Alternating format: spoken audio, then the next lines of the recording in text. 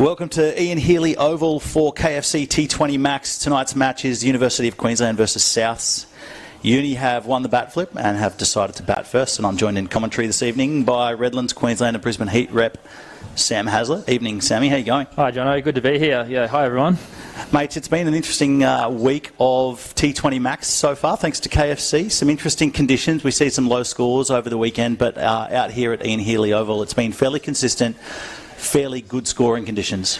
Yeah, nice looking wicket out there again tonight, which is interesting. It's been used a few times over the weekend now, so it's good to see it still in good conditions, and might be a bit of dew with the ball sliding on tonight. It was an interesting decision from Uni to bat first. I spoke to Gurinder Sandhu, the captain of South, and he said he was going to bowl first anyway, so he's happy with the decision. He thought the ball might slide on a bit better second innings, and so we'll see if it pays off for Uni. It feels like the dew's been wreaking havoc with the quality of the cricket balls as well over the week. Obviously bowling second and the ball being belted around the field. It's been softening up a lot. The seam's been a little bit out of shape and a little bit soft, a little bit difficult to control, especially for the spin bowlers. It's definitely a general thought process. Thursday night was the case. We played out here on Friday and there wasn't too much dew, so we were quite happy.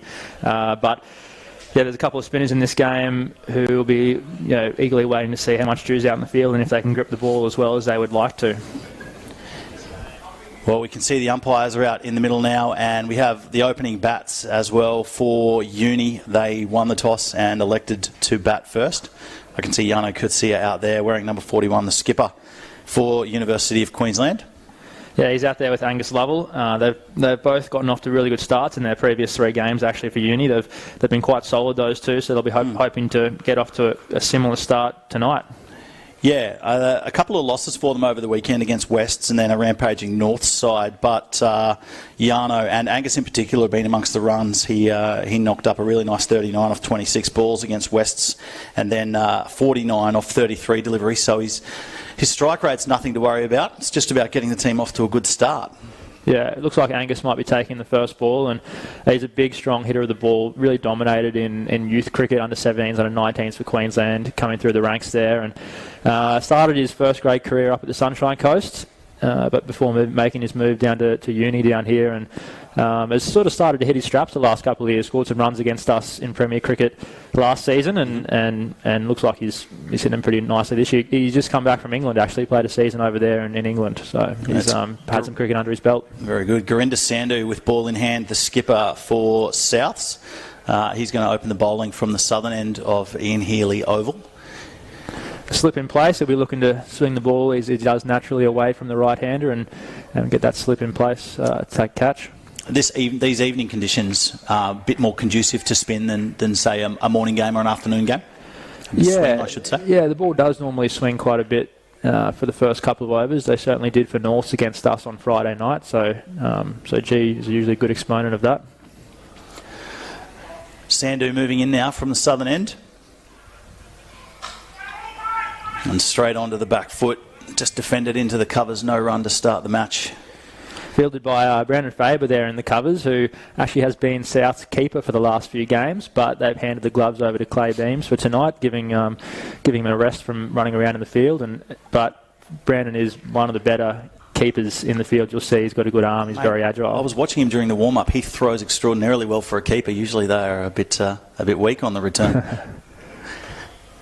Sandhu back in from the southern end now, and just a little short of a length, then pulled through mid-wicket. Batsman through for the first run of the game, just a single to get off the mark there for the player wearing number 20, Angus Lovell. Yeah, maybe could have been two. They were a bit slow off the mark. There's a big boundary out there, and it was well fielded, but if they'd run hard, they might have put pressure on him for a second run. Does it feel like that's the start you want, to really put some pressure on the fielders and make them think twice about you're running between the wickets and how you're going to go about building your innings? Yeah, without a doubt. And if that makes them creep a bit closer in, slowly but surely through the night, it might make it easier to hit it over their head later on. Yano Kutsia on strike now for the first time this evening. Gets one on the pads and just works it to a short, fine leg, a misfield, and they scamper through for a single. Unlucky for Yano there. Could have gone for four either side of the man at 45 there, but went straight to him, thankfully for Gurinder. Nice piece of fielding too to get down low from James Rosewarne, the leg spinner. He's bowled very well in the last few weeks, actually. I saw him in another tournament here at Norths in Brisbane, and he bowled very well, very courageously, not afraid to throw the ball up. So looking forward to seeing him with the ball in hand a little later on in the innings.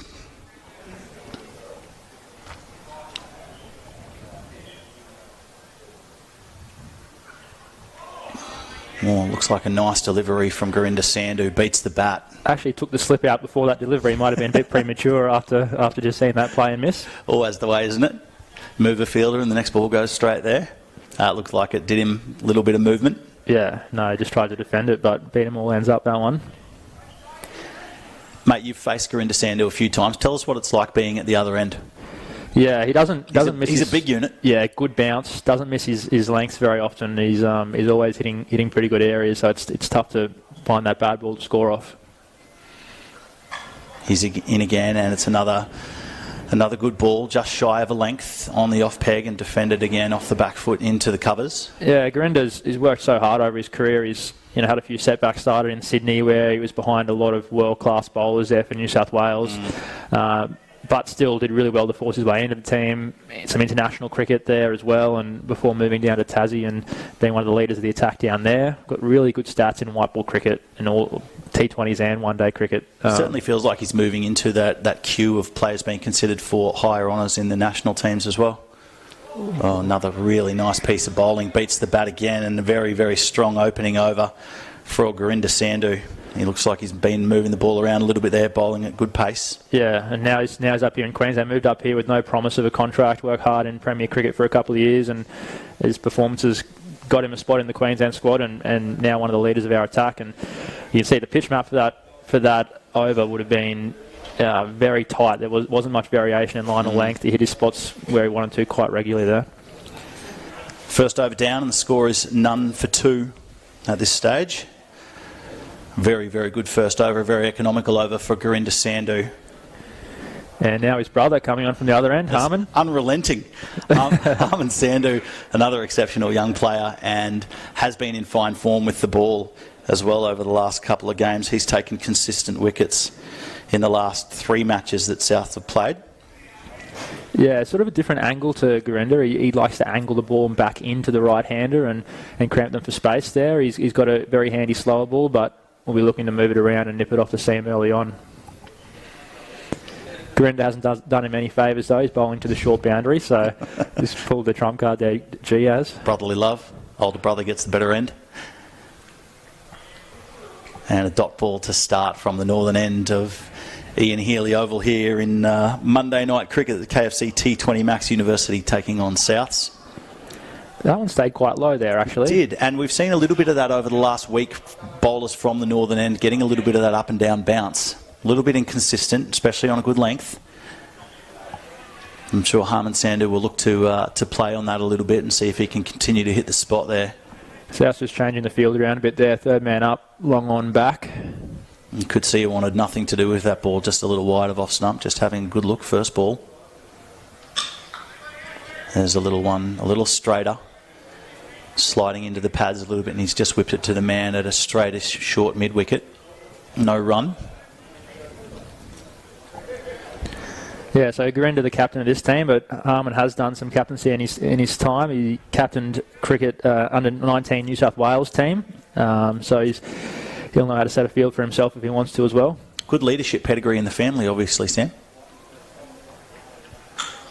Another really nice delivery, a good length.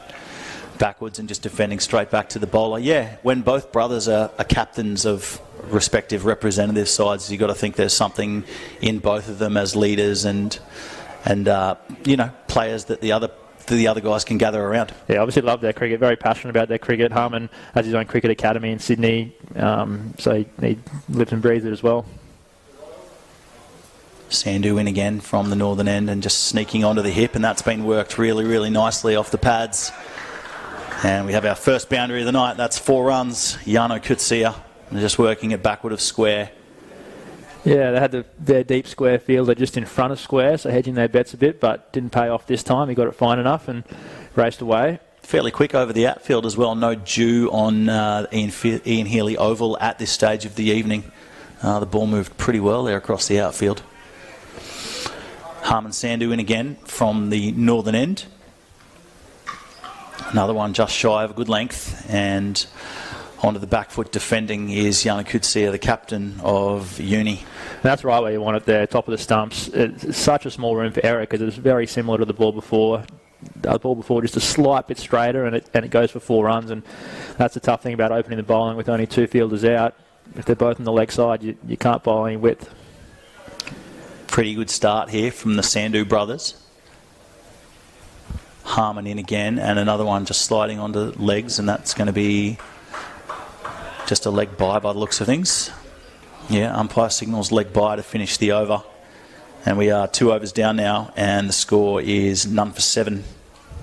Yeah, good economical start there for South. They'll be very happy with that. Now with a shortened power play, only 4 overs, less time for the batting team to make the most of that new ball. Change the way you think at the top of the order, only being a 4-over power play? Yeah, definitely. It depends on the conditions a bit, but for sure you don't have that. You don't have 2 overs to get yourself in really anymore. You need to go hard early, and it's okay if you lose an early wicket. Even 2 sometimes if you know you're willing to take that risk to get those early runs while the field's up. No slip in place here for Souths as they embark on a bowling change. First bowling change of the night actually from the southern end. Who we got there, Sammy? Can you see who it is? I'm looking for a player number. I'm struggling. It's the old age eyes getting me from the boundary. I think it's Honeybrook. Brandon Honeybrook into the bowling attack. Very handy with both bat and ball. Yeah, left arm seamer there. He'll be looking to swing the ball back into the right-handed batsman. Yeah, wrap him on the pads early would be the way to go. Good start from Honeybrook as well, right on that length, just shy of a length. Kutsia is back and defending into the covers. No run. Yeah, I think the signal from the non-striker there is it's staying a bit low. It's not bouncing as much as they thought it might have. He looks a fairly complete cricketer, Brandon Honeybrook. Very powerful with the bat in hand, and obviously a decent left arm, medium fast bowler. In again. Kutsia advances down the track and just punches one down to Gurinder Sandhu at mid-off, and they scamper through for a quick single. First run off Honeybrook and the second ball of his over. And the score is none for 8. After 2.2, current run rate a little bit sluggish, 3.4 and over.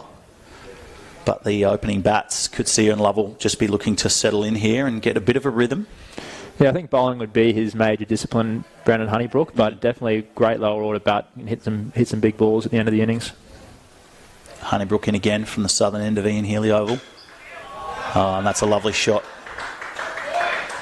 Advancing down the track, Angus Lovell, and getting all of that, punching it along the ground through covers, and that's 4 runs. These two are looking to use their feet a lot to the quicks, aren't they, early on in the innings, but showing great composure to also keep the ball on the ground while doing so to hit through the gaps and lower that risk. We have seen a little bit of inconsistent bounce on this track over the last week or so of KFC T20 Max, and potentially Lovell and Kutsia have seen that and decided to kind of get down the track a little bit and eliminate too much of that inconsistent bounce. Honeybrook in again from the southern end.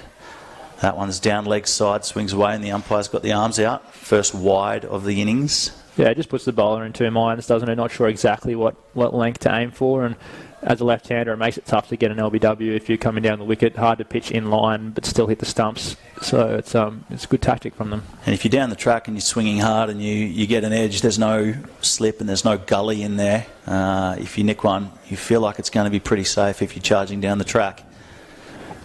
Might be a slow ball coming here, long on back, third man up. We'll see what he bowls. Honeybrook in again, and it's just shy of a length. Yeah, a bit of a bluff on pace. Angus Lovell just up on the back foot and looking for runs through an extra cover, but couldn't get all of it, and it's straight to the fielder. Mate, talk us through cricket in August. It's very early for Australia. Yeah, a bit of a shorter pre-season. I wasn't too unhappy with that. It means probably a little bit less running and gym work. Oh, that is a beautiful shot. Honeybrook dropped short. Angus Lovell rocked onto the back foot and pulled it with a great deal of control through mid-wicket, and that's a really, really nice boundary, 4 runs. And that's gone flat. That's nearly nearly landed over the rope on the full to the long boundary and hardly gone above head height, so he's hit that very cleanly.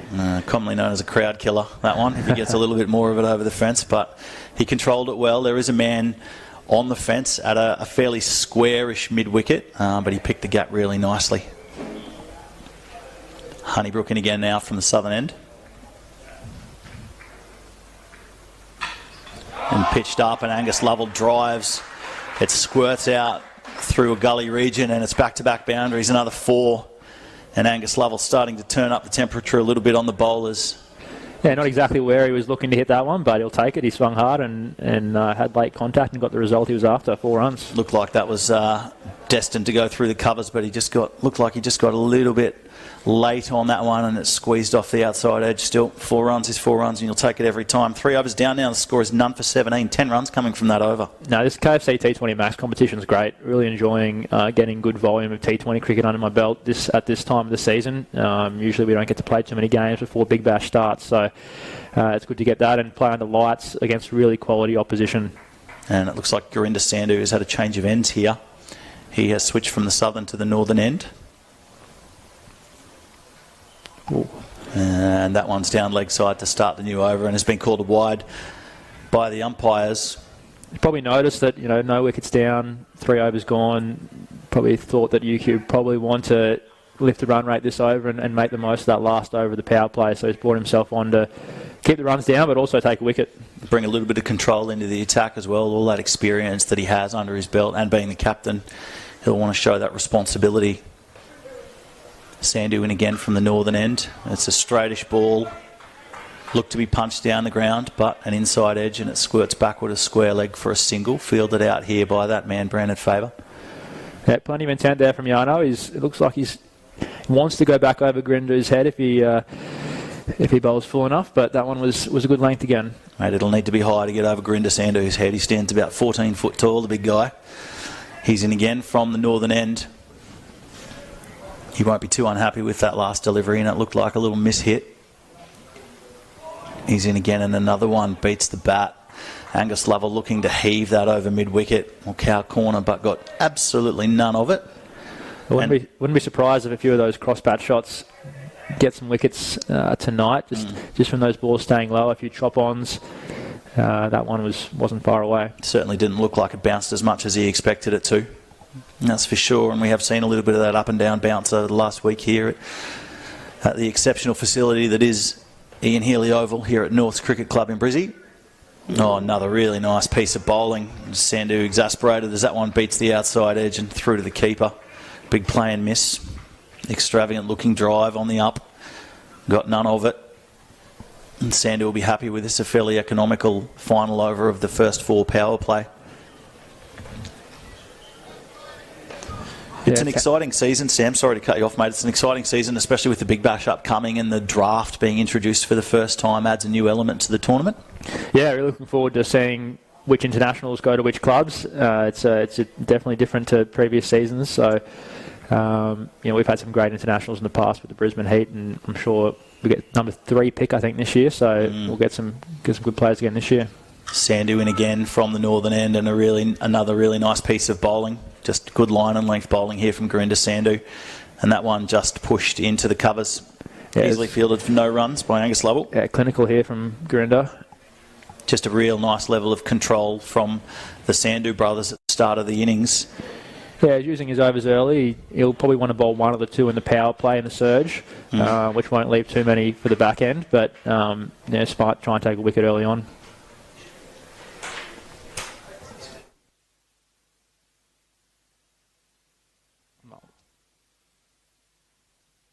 There's one just onto the hips, and it has worked backward of square. Fielded by James Rosewarne again. Just a single. Just a nice little bit of variable bounce there. Keep the batsman in 2 minds. It almost looked like it cut him in half, but he managed to squeeze down on it and get the gloves down on it. 1 ball left in the power play. Angus is calling for some new gloves at the end of the over. He's obviously sweating a bit out there. Sweating a bit. It's only been 3.5 overs. Umpires just checking the count with the scorers, and the 1 ball left to come in the over. Sandhu in again from the northern end. Oh, Nice contact off the bat, but driven straight to the man at mid-off. No run. And a dot ball to finish another fairly economical over from Gurinder Sandhu. 4 overs down now, and the score is none for 24. And just like that, the keeper, Clay Beams, calls for his helmet, so obviously a bit of spin coming on now. And it does look like James Rosemore.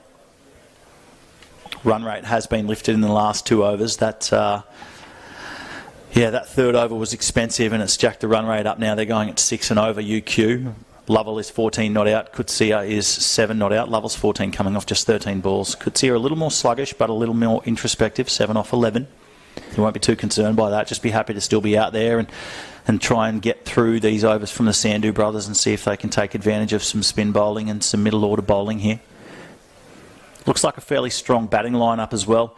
Nick Larkin, a big bash player with the Stars, listed to come in at number 3, and Queensland opening bat Bryce Street in the middle order as well for Uni. They've got some power there. Yeah, Jack Clayton too. So those guys haven't really fired yet. They're due for some runs. Good players to spin too. But James Rosemore, he's invited in quite regularly to Queensland cricket training sessions. He's quite highly thought of in there, and provides really good practice for us batters because he spins the ball both ways, got a good wrong, and might struggle to turn it as much on this wicket with a bit of dew around potentially, but definitely an aggressive option. And with a fairly new ball as well, he might find with a dewing up outfield, he might find it a little bit slippery. Yeah. We'll see how he goes with his control. I saw him bowl in a tournament here a few weeks ago, and I thought he bowled very well, very courageously, even with batsmen going after him. He wasn't afraid to throw it up. First ball is a full toss on the legs. Yeah, they've gone for a standard spinner's field there, but no mid-wicket, 2 points. So it's giving them the option of an easy single to the leg side, but he'll be hoping that they'll try and play across the line and hopefully miss one. Angus Lovell, a single off that ball, just working it to the man at a deepish mid-wicket. Rosewarne in again now from the southern end. And that one's pitched up on off stump and driven to the man at long off. Another single. He's hit that one from leg stump or even outside leg towards mid-off through the offside, so that was a good effort. Runs are runs, doesn't matter how you make them. That's what they say. No, good shot, without a doubt. Rosewarne in again under the lights here. KFC T20 Max. That one looks like it struck a little better through cover, still just a single down to the man long off. And a run of ball so far in the James Rosewarne oval. Over.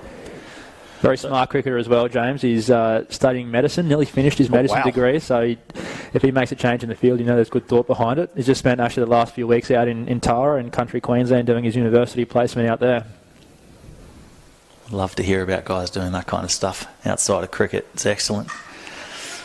That one just a little short of a length, but again, didn't really bounce terribly much.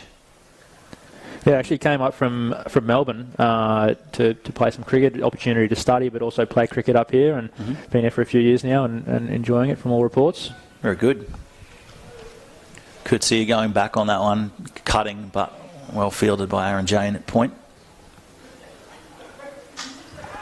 And he might be in the money here. And that's a really good catch. James Rosewarne gets the first wicket of the night. It was a lofted drive down the ground, and it's one of those Gurinder Sandhu moments that only he can create. It was a big catch. He was up high. Anybody shorter probably wouldn't have grabbed that. And that's the first wicket of the night down. Yana Kutsia goes. I'm not sure. Was it Gurinder who caught it, or was it his brother? I think it might have been Harman Sandhu. Hard to tell them apart from down this end of the ground. Yeah, we said it was the aggressive option, and it could have gone either way, but a little bit more, it would have been over the boundary for 6, but he's been caught, and they needed to take some risk at this stage of the game, wickets in hand, and unfortunately hasn't quite got enough of it. First wicket down, and the new batsman heading out into the middle is a guy that players and fans of Sheffield Shield will know a little bit about. Jack Clayton, wearing number 26 for Uni. He's been in and around that scene for a little while now. Yeah, he had a really good season last year, coming in and making 100 on debut in Shield cricket and getting some exposure in Big Bash. He hasn't really nailed down that spot in a Big Bash roster just yet, so this is a really good chance for him in this competition to put some performances on the board and get another contract and get another opportunity in the Big Bash this season. The score is 1 for 27 after 4.5 overs, and James Rosewarne has 1 for 3 from his first 5 deliveries. A really good start, really economical start. His control has looked good, his length has been excellent, nothing too short, nothing too full. Just a really solid start from the spinner. Always tough to start against spin. You was a bit nervous, not sure if you're going to be able to pick it, especially at night time under lights. A bit harder to see the wrist of the leg spinner. The conditions here at Norths in Brisbane are very good. They've spent a lot of money upgrading the facilities here. The lights are good, sight screens are really good. It's not a bad viewing field, to be honest with you, as an opening bat or a top order bat. Just a single off the mark,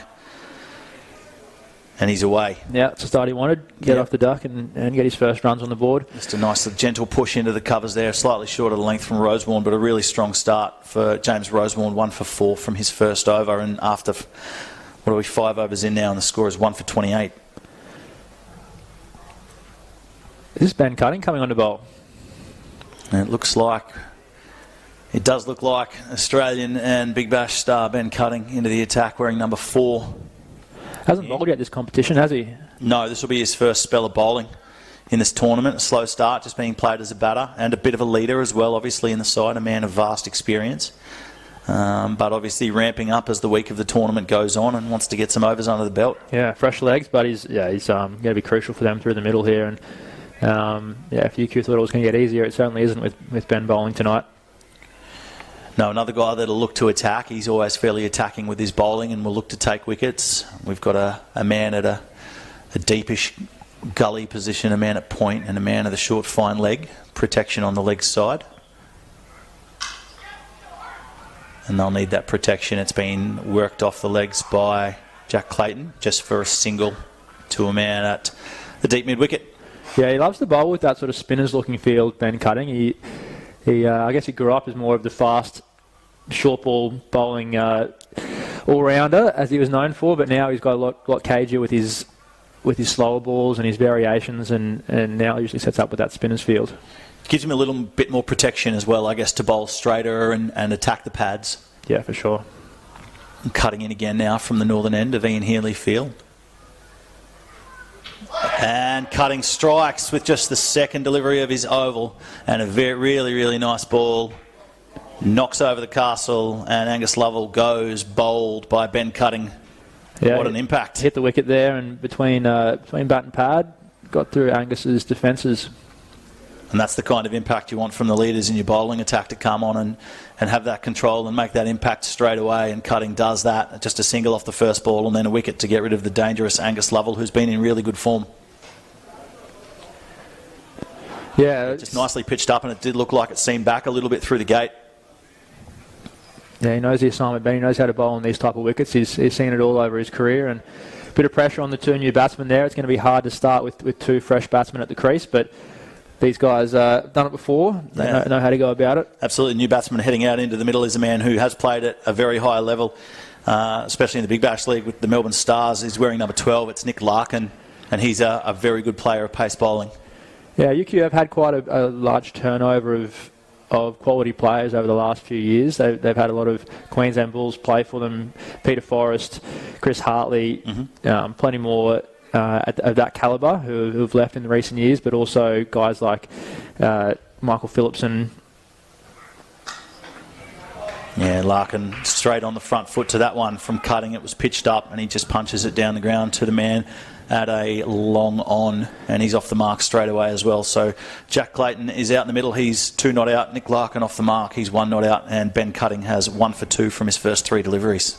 Yeah, and even in the bowling fronts, guys like Scott Walter took a lot of wickets for them in the past. So a few young guys now with a bit more pressure need to do the work, but they've had a few years under their belt. They've got some experience, and it's their time to shine. Ben Cutting continues from the northern end onto the pads, and straight away the call was 2 from Clayton, but fielding out there in the deep is very good, and it's just a single.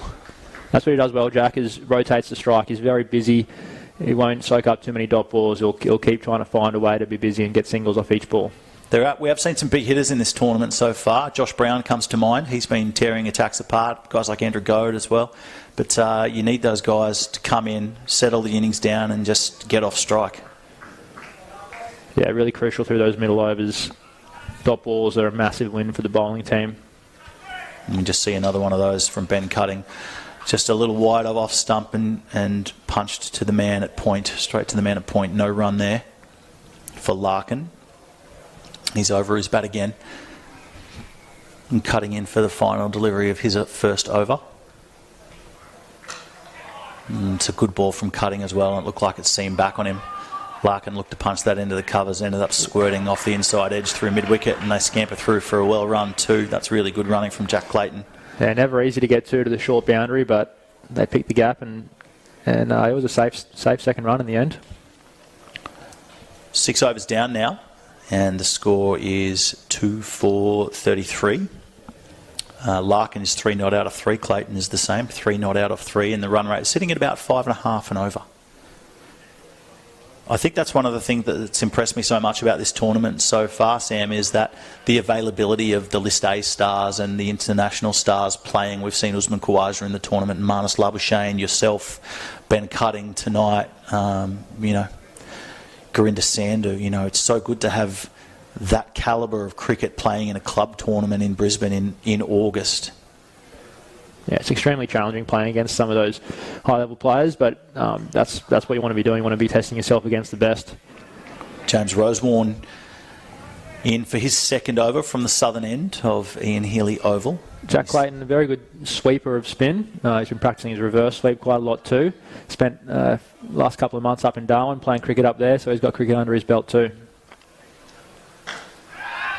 Down on one knee, slog sweeping and gone, caught by Brandon Faber in the outfield, and James Rosewarne is doing the damage. He has 2 wickets already, 2 for 4 from 1.2 overs, and an excellent start from the young leggy.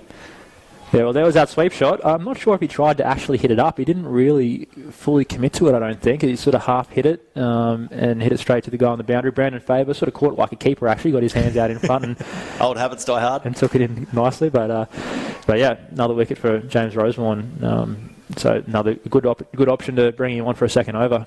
He just didn't get all of that at all. And like you say, it didn't look like he committed to it, and it certainly didn't. He was caught about 3 or 4 metres in from the boundary rope at a deepish straight mid-wicket, and he's out. The new batsman out in the middle is wearing number 16. Another man with a lot of experience at that Shield level is Bryce Street, and another guy who knows how the craft of building an innings. Yeah, I really thought of as sort of a red ball specialist, probably Bryce Street, but I've seen him play some incredible white ball innings too, where he's scored at strike rate of 200 or above, so he's got the ability for sure. Well, the score is 3 for 33 as Rosewarne is in again, and he beats Street straight up with the first ball. That looked like it went straight on. Yeah, it wasn't the wrong end, but just slid across the left-hander there and no spin at all. Yeah, might have been a toppy.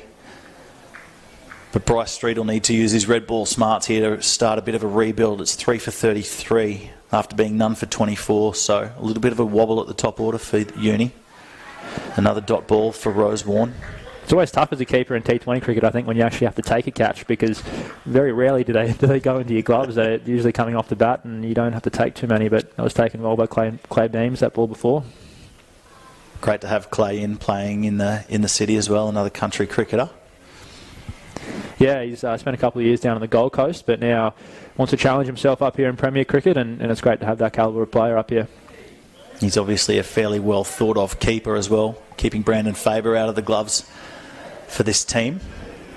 Just rotating the roles there, I think. But multi-talented athlete, isn't he? He was a very, very good AFL player back in the day. Spent some years on the list with the Lions. So had a rough time with injuries, I believe, a few surgeries, and but he's played a few years now of cricket and playing really well.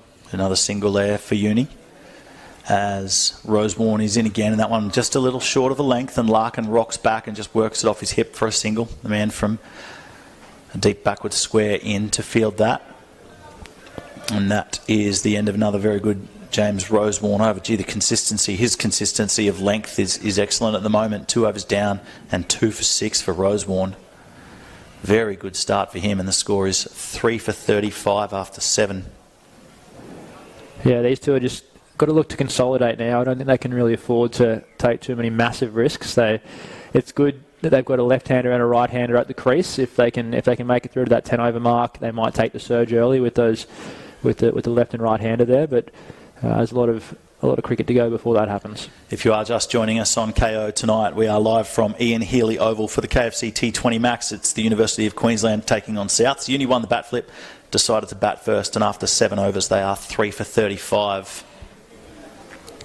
Damien Ravu, PNG International, into bowl now. Ravu straight away onto the hip, bowling with good pace, and a single for Larkin. He just dropped it at his feet on the leg side, and off they went for a quick single. And that's what they'll need to do here to consolidate and build their innings, is just turn the strike over. And these guys are both very good at that, especially Bryce Street, as you mentioned, a red ball specialist who knows the art of building an innings very well. He won't be afraid to just drop and run here. No fielders close in on the offside, a man at square leg, and it looks like we have another man in the covers. So a man at point and a man in the covers. No one close in on the leg side.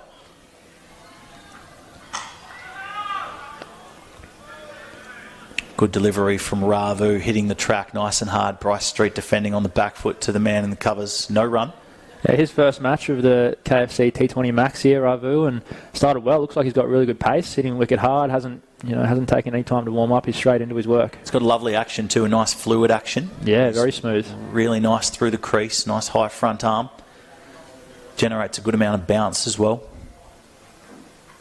And there's one with a bit of bounce. Short of a length. Street was back and pulling, and it was in the air for a minute, but full short of the man at a wideish mid-on, and they get through for a single. So Nick Larkin back on strike. Yeah, he's played international first class and one-day cricket for PNG, Ravu, so he's got that experience. And Bryce sort of mishit that one, but thankfully fell short of the fielder. He's an excellent athlete, Damien Ravu. I had the privilege of watching him play a few games a couple of weeks ago in a tournament here at Norths in Brisbane, as he bangs another one in short, and Nick Larkin pivots on that and whips it out to Brandon Faber at a deep square leg, and they get through for a single. But Damien Ravu bowled very well. He was very strong with the bat in a couple of games that I saw him play. Hits that really clean, long ball. But just a genuine athlete in the field. He's got a rocket of an arm, and he moves really well across the ground. So he's a good asset, and obviously his experience at the highest level with Papua New Guinea. Yeah, they've had him stationed out on that long, deep square boundary, so they're obviously backing his skills in the field, like you said. He's in again. And Bryce Street just punching that down to the man close into the wicket. No run. Ravu, another of the fast bowlers in this lineup for Souths, doing a really good job of keeping things nice and tight, bowling fairly straight, short of a length, hard to get away. And this is a very good bowling performance so far from this team. They look in good touch with the ball. Ravu in again. And straightish, hands on the head from a few fielders. That was fairly close. And a misfield out there as well. He worked that off his hip, Street, and it was just a single, but one of the fielders slipped over out there and they got through for a second. So 2 off that delivery, the last of the Damien Ravu over. 8 overs down now, 3 for 40 is the score. Nick Larkin is 5 not out off 6 runs, and Bryce Street 4 off 7. Yeah, Bryce, another one of those cricketers who's decided on an overseas stint throughout the off-season, throughout the Australian winter. He went over and spent a couple of months in England playing club cricket over there. So he's just come back very recently into the Bulls squad, and he's been training hard with us this week. He's another guy you'd expect to play a fair deal of Sheffield Shield cricket this year. He had a really good season with the bat last year. Yeah, he played for Australia A, a few games there too. So and his name was mentioned a lot in conversations as well when the Test team was looking for opening bat options. His name was one that came up a lot, and you would have seen it in the print media fairly regularly as well, which would do his confidence no damage at all. And He'll be wanting to consolidate this innings now and build in the middle order here and team up with Nick Larkin and see if they can put together a bit of a partnership. We have a new bowler into the attack, and he starts with a wide. Arian Jane, I believe. Yeah, Arian Jane bowling his little offies. That one was wide outside off peg, and the umpire had the arms up. He's in again, and another one just wide of off stump and a little short of a length. Larkin went back and cuts to Brandon Faber out at a deep mid-wicket for a single. They scamper through there. I think it's his first over of the tournament as well, Arian. He has bowled before for South, but I don't think this season yet. Obviously, they've noted that spin is a really good option on this wicket. Another one fairly straight, and Bryce Street just works that down the ground for a single. They've had a left-arm off-spinner and Savine Nanayakkara play for them the first 3 games, but he was replaced by Ravu tonight, so they're a spinner down, so they've given Jane the part-time spinning overs tonight. He drops that one short. Didn't really bounce a lot. Nick Larkin had to get down low. He's pulled it out to the mid-wicket fence where it's fielded, and he wanted the second. Street said no, so they settle on a single. And the score is 3 for 44 after 8.5 overs. Going at about 5.18 and over at the moment. And in this rebuilding phase, after losing 3 quick wickets, they won't be too disappointed with that run rate as Street goes back and punches straightish on the offside down to the man at long off for a single. Jane just gave that one a little bit more flight, but it was well played by Street to get on top of that and keep it on the ground down to long off. They look fairly content just to turn the strike over here. Larkin and Street for Uni as they rebuild. Larkin back again and off his hip for a single. He's quick between the wickets and they take off for a second. A good throw will have them in trouble here, but they get through. That's good hustle from the Uni batters. Really looking to put the pressure on the outfielders there on Nick Larkin's leg side. Big tall, lean right-hand batsman. Jane in again from the southern end. Short again, but another one that doesn't really bounce terribly much. Larkin went back looking to cut and just got a bottom edge and dropped it basically straight at the keeper's feet. So a dot ball to finish that over from Jane. He'll be happy to finish with a dot. 7 runs coming from his first over. And we are 9 overs into the innings now and the score is 3 for 47. Aaron got through that over really quickly. That'll be great for the over 8. That'll help them catch up a bit there. We have seen some bonus runs given by umpires in the tournament so far for slow over rate, especially early in the tournament as captains were still getting used to their attacks and setting fields. So a bowler like Arian Jane who can get through quickly is a big bonus for a skipper, no doubt. Yeah, they are tight restrictions, but for a very good reason. You don't want to be taking too long out there, and it keeps it that high energy, high pressure environment that you want. Mate, that's why we're here for short form cricket, right? To get in and get out, get home. Ben Cutting is back into the attack. He has 1 for 5 from his first over. And bowled with pretty good control in that first over as well, just short of a length, backward of a length, making it hard to get onto the front foot and drive. Ooh. And there's another one, a slow ball. Cutting a big shout for LBW as Street got across and looked to almost a half ramp. Yeah, he tried to ramp that one. I think it's hit him just outside the line by the look of the replay there. It's very close.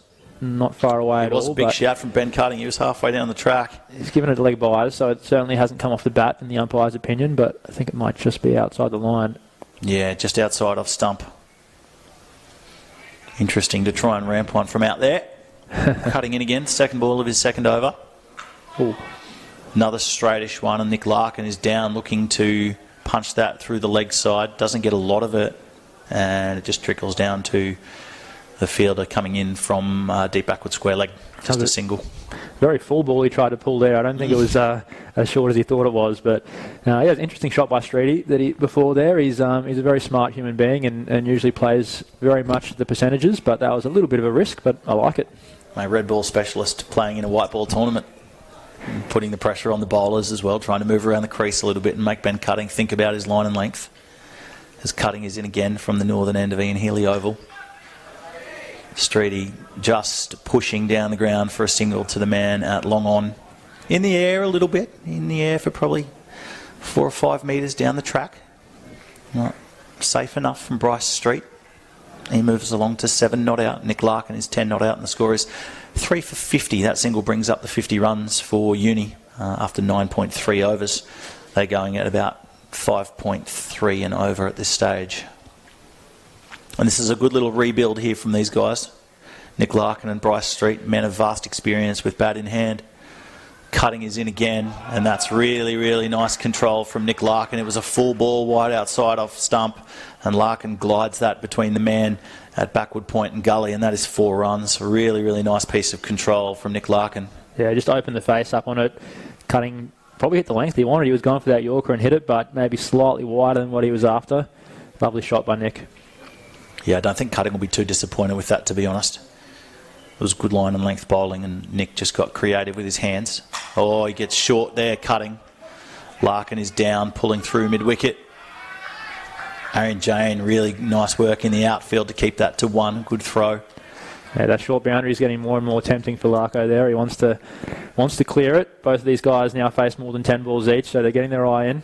Yeah, Nick Larkin moves along to 15 not out off 13 deliveries. And looking more and more comfortable out there together, Larkin and Street. I don't know how often they would have batted together, but they look like they've got their communication on a good level and they're moving well between wickets. Cutting in again, a full toss, a straight full toss. Street works it into the outfield and they get back for a second. Excellent running again from these two. Their communication and their calling is very much on point so far in the innings together. And that too finishes the Ben Cutting over. And that is the halfway point of the innings. We are 10 overs deep and the score is 3 for 57, and even my rudimentary maths tells me that is a run rate of 5.7 and over. Yeah, very fast between the wickets, these two. And Ben Cutting just went for the safer option of having no mid-wicket for the last ball that over, just to try and close it out, to reduce the chance of a boundary being hit. But he would have liked it to have been kept to 1. Mate, it's the halfway point of the innings, and I don't know about you, but I think a lot of cricket fans like to start speculating on a 20-over score at the 10-over mark. And that 3 for 57, what are we looking at here? They're going at 5.7 and over, Uni. Yeah. These guys have done really well to not lose any more wickets the last 3 or 4 overs. I think they can easily go at 8s or 9s from here if they really keep going. We've got Damien Ravu back into the bowling attack here for Souths. A change of ends for him. He's now in from the southern end of Ian Healy Oval here at Norths Cricket Club in Brisbane. We are here for the KFC T20 Max. It's University of Queensland taking on Souths, and the score is 3 for 57 after 10. Ravu in. It's a straightish delivery, just short of a length, and Nick Larkin punches that down the ground. Really took the pace off that nicely, and they got through for a comfortable 2 to start the over. Larkin moves on to 17 not out. Yeah, thinking about that, I think they'll definitely be backing themselves to get at least 150 here. Short boundary, still a surge to come. They've got a lot of all-rounders down the order that can bat really well, and Matt Willens, Will Sanders can hit a long ball. And short of a length again from Damien Ravu. Onto the hip of Nick Larkin, and he just drops it and they take off for a single. Ravu gets through to field off his own bowling. Yeah, it looks like the plan from this end just to get as many 1s and 2s to that long boundary as possible, and then they might try to start swinging pretty hard from the other end. This is the end that'll suit Bryce Street if he wants to go leg side. It is a short boundary. They are playing on the furthest most wicket closest to the clubhouse here at Ian Healy Oval at Norths Cricket Club. It is a rebuilding process for Nick Larkin and Bryce Street. They were none for 24 and then they were 3 for 35. So 3 wickets in 11 runs in between the 4th and 7th overs for Uni. Ravu in again. Bryce Street gets one off his hip and he gets the wrists over the top of that one and it flies away to the boundary, and that's 4 runs backward of square, and a really nice piece of controlled batting from Bryce Street.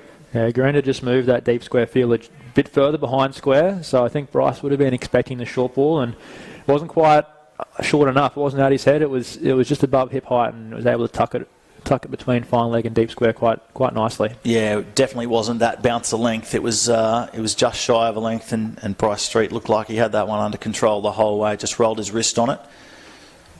Got it to the fence for a boundary. Ravu in again, and another one on the legs.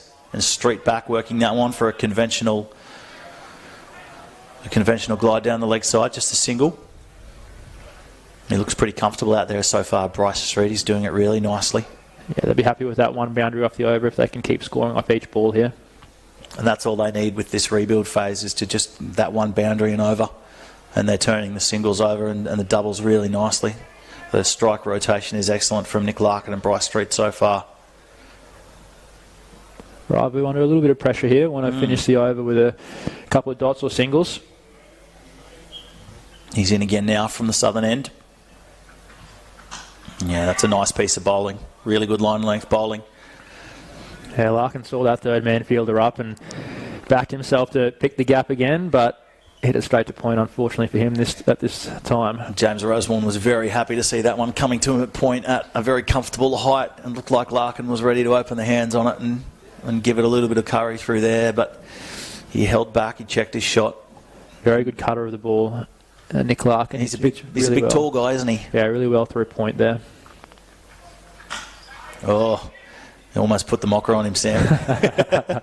He struck it nearly too well. Yeah, Ravu foolish in length, and he looked like he wanted to cut it. It ended up being an awkward-looking drive in the air out to Brandon Faber on the boundary, and just a single, but it was very nearly a catch. And Ravu won't be displeased with the end to that over. A dot and a single coming from the last 2 balls. He's now 2 overs down and has none for 13. And we are 11 overs into the innings, and the score is 3 for 66. Nick Larkin is 19 not out of 17 deliveries. Bryce Street a runner ball 14. And they look comfortable, these two. You can tell the bigger stage experience shining through. And they're looking fairly comfortable cruise control here as they go about a rebuild mission after the 3 quick wickets went down for Uni. Yeah, I think watch out here. There might be a few balls coming our way. Oh. Well, it is Brandon Honeybrook back into the attack. He started his spell at the southern end, but he switched around to the northern end now, and that was short of a length and a straightish pull shot from Nick Larkin. But that's the kind of length that Larkin will really want to pounce on. His timing off just slightly there. He would have wanted that to come squarish of the wicket, but it ended up going fairly straight down the ground for a single. You don't expect that ball to go to long off, but he'll take the single.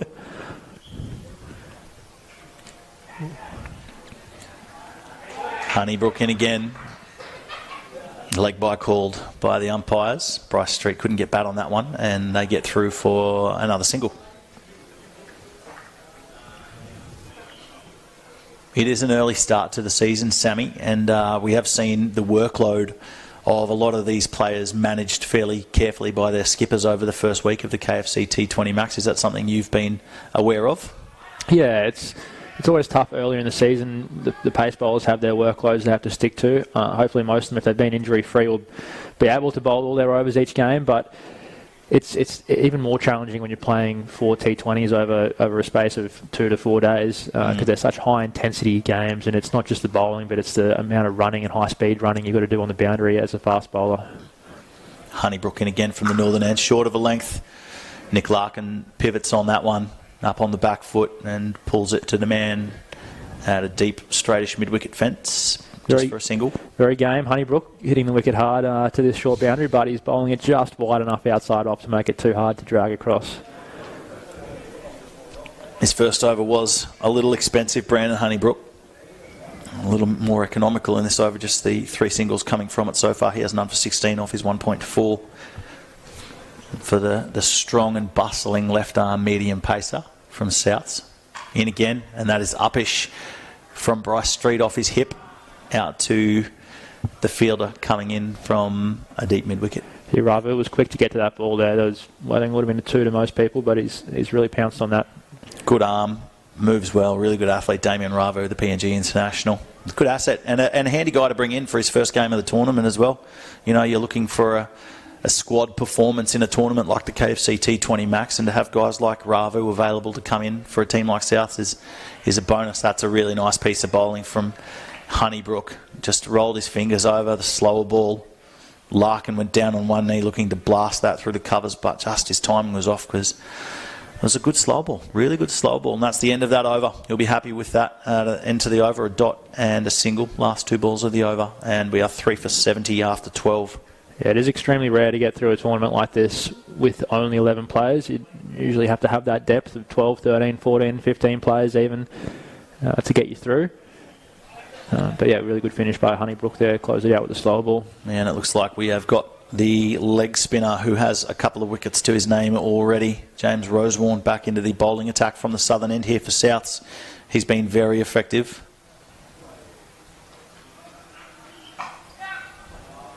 That one just short of a length, and Bryce Street back and just pushing it into the gap at mid-wicket for a single. I don't know if it's easy to see, but Rosie got a haircut back end of last week, just fresh for the tournament. I'm not sure he's happy with how short it was, a bit shorter than he was expecting, but no, he's looking sharp. Far be it from me to comment on another man's haircut, but it's certainly not hindering his bowling performance, that's for sure. He has 2 for 7 from 2.1 so far, Rosewarne. And that one is tossed right up. Larkin was down on one knee. That's a dangerous tactic to a clean hitter like Nick Larkin, but courageous from Rosewarne to keep throwing it up, and Larkin just pushing that one down the ground. He wanted more than one, but that's all he got. It's nearly tempting when spinners are bowling this well to use them for the power play or use them at the depth because they're so hard to hit, but it's very rarely done in T20 cricket. Rosewarne in again from the southern end of Ian Healy Oval, and it is just short of a length to Bryce Street. He is back and pushing off his legs for a single to deep mid-wicket. Fielded out there by Aaron Jane, another guy who moves very well in the outfield and has got a good arm too. They're pretty blessed with athletes, this team from Souths. Oh yeah, without a doubt. They've got a great fielding side.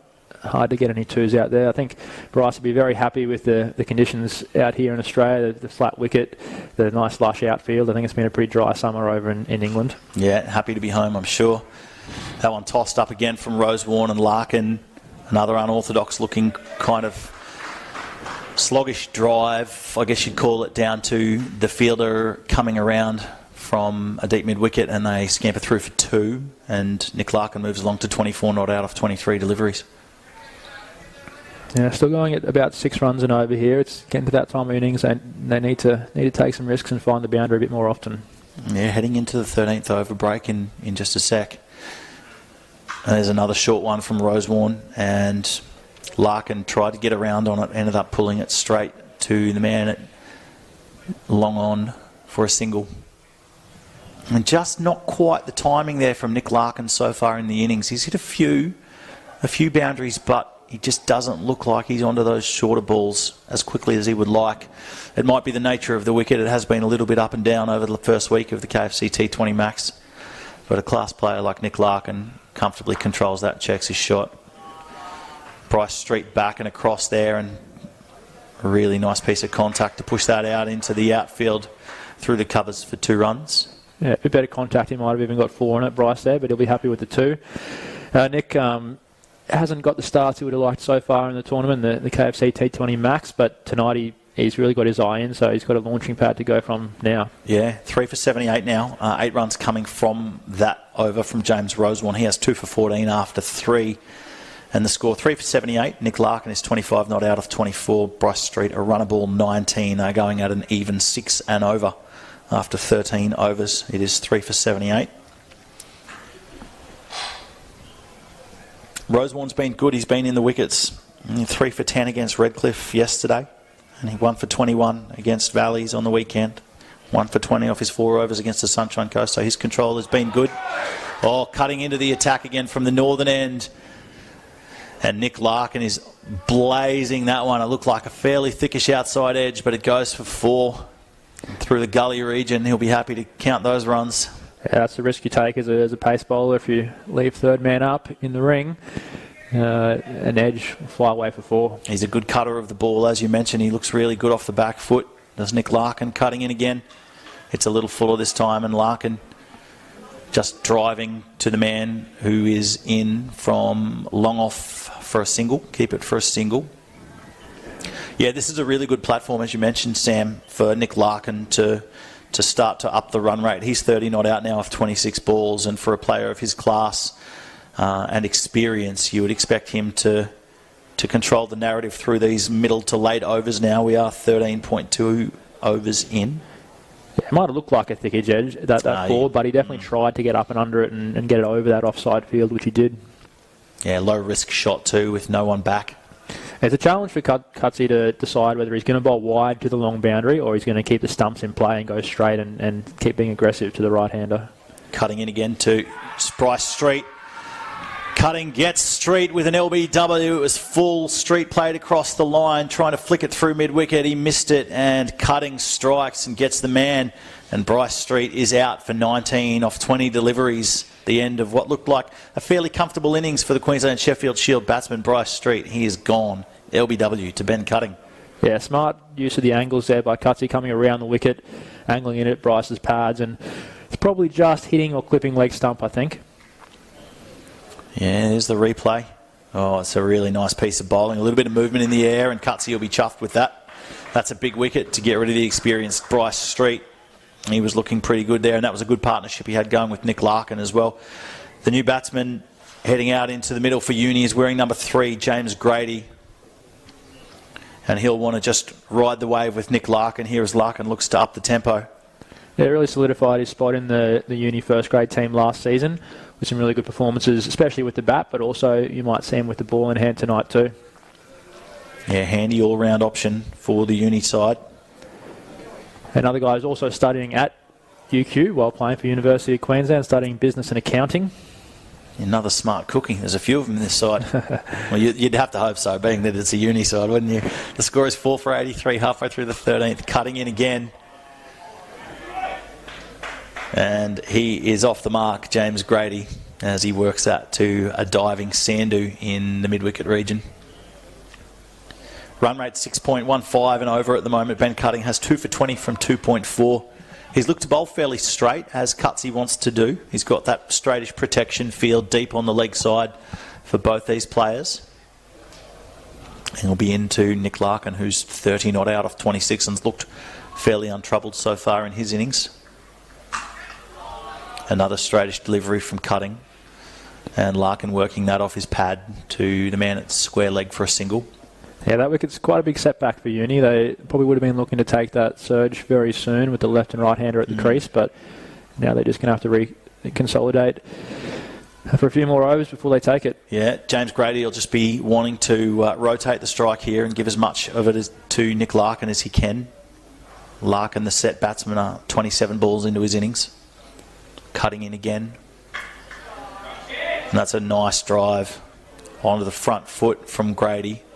Slashing out towards the man at deep point for a single. Looked like he got most of that one. Rolled really quickly across the outfield.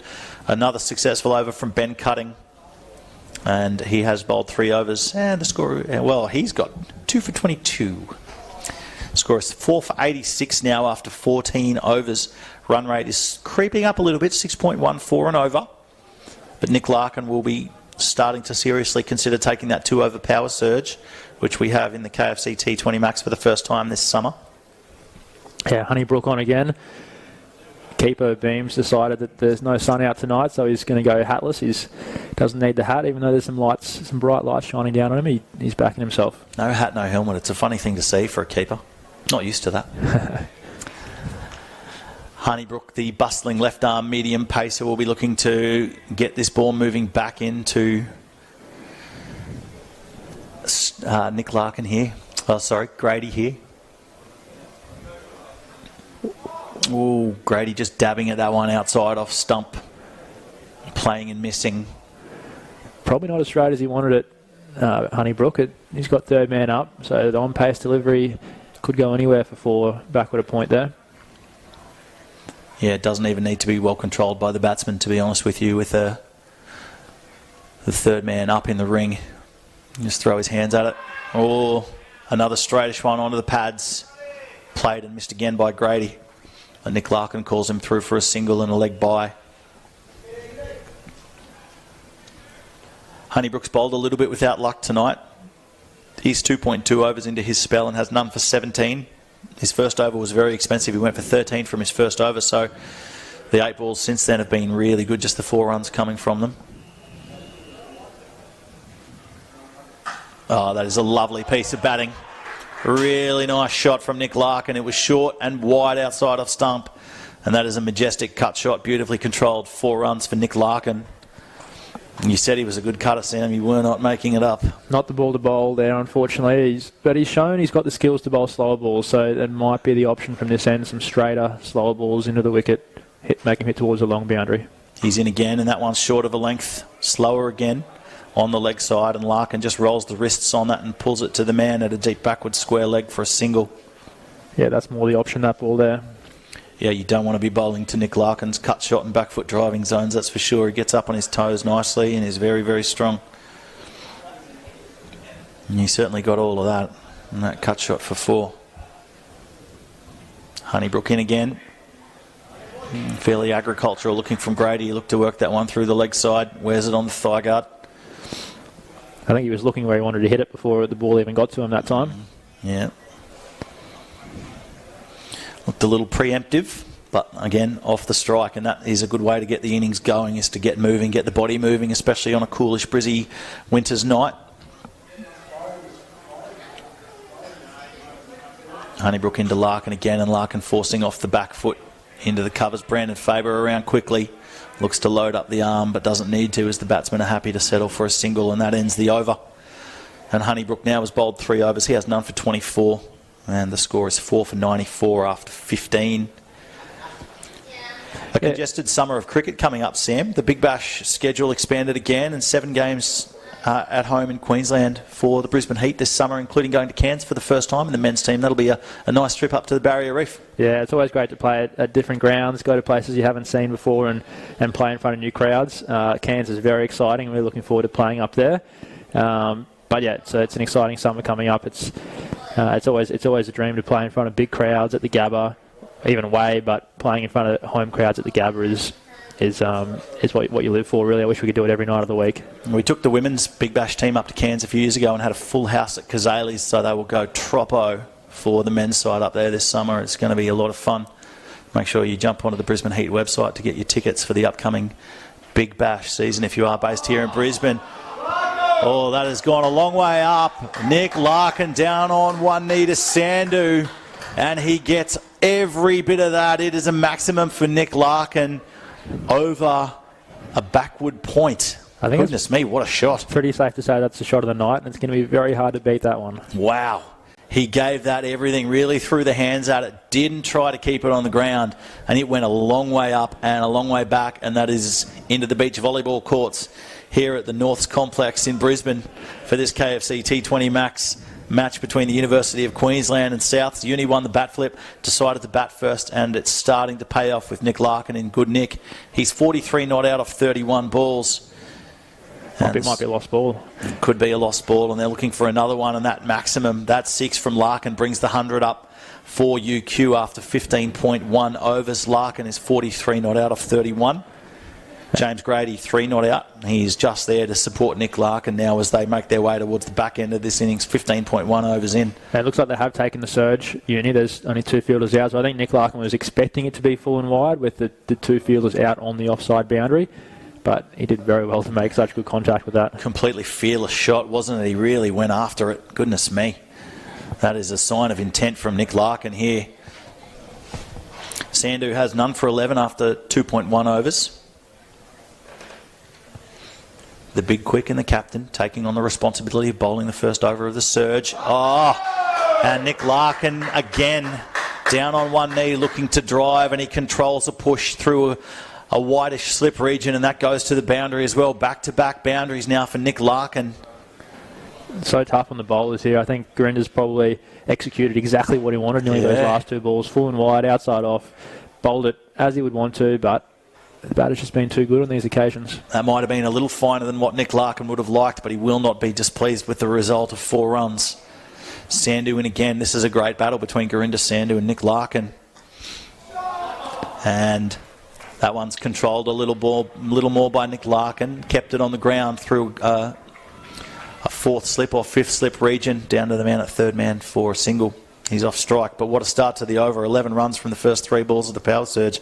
That's what you're looking for as a batting team. There would have been a lot of batters there that saw this short boundary out here and tried to walk across and drag it across to the short boundary, but he's been very smart there and used the pace and used the angle to hit the ball through the offside really nicely there. Almost a subcontinental use of his wrists. Really, really nice work with his hands. That's been called a wide by the umpire. Garinda Sandhu not terribly happy with it, especially with James Grady moving across the crease. Now, Grady was tempted by the short boundary. It was a slower ball into the wicket there by Garinda, but it gets a wide called, so you have to re-bowl that one. James Grady 3 not out from his first 5 deliveries, and he'll just be looking to get off strike here, turn the strike over to the man in form, Nick Larkin. Oh, he's looking to heave that one over a deep mid-wicket. It's a no ball, though. It's going to be a free hit. That's a free hit, and they can't change the field either. So the 2 men out, a man at the deep point and a man at a deep 3rd man. Not a lot of protection on the leg side at all for Garinda Sandhu here. And this is a free hit with James Grady on strike for Uni. First no ball, first free hit of the night. Can't afford to do that in the surge. Gurinder Sandhu won't be particularly pleased with the way that this first half of this over has gone for him so far.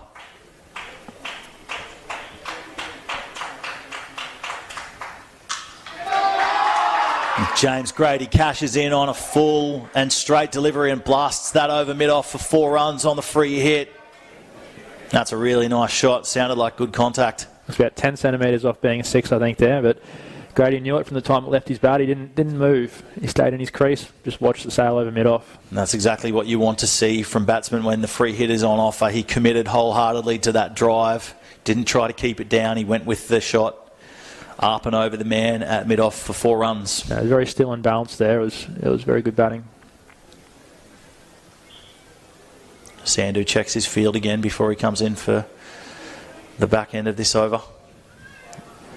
Looks like he's bringing his deep third man up into the ring, and Brandon Faber is coming across into a shortish mid-wicket, and they've put a player at mid-wicket on the fence.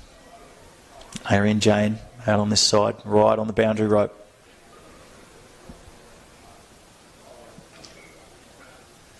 And he took the pace off that really nicely, Gurinder Sandhu. I'll be disappointed there. Grady, he was in the slot, but it was bowled wide and slow, so it's always tough to hit those ones.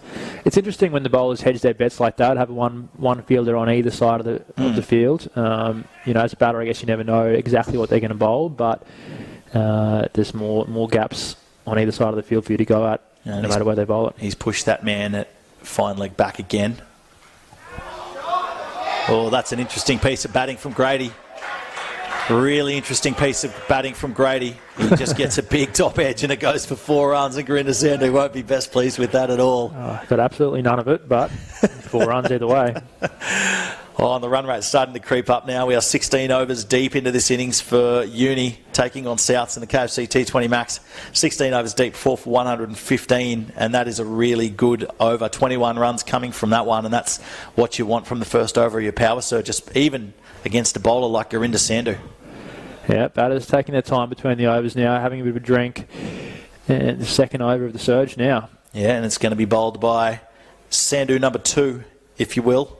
His brother Harman Sandhu, who's been in spectacular form with the ball for Souths over the last couple of weeks. He's grabbed wickets against Sunshine Coast, wickets against Valleys, and wickets against Redcliffe as well, 2 each in those games.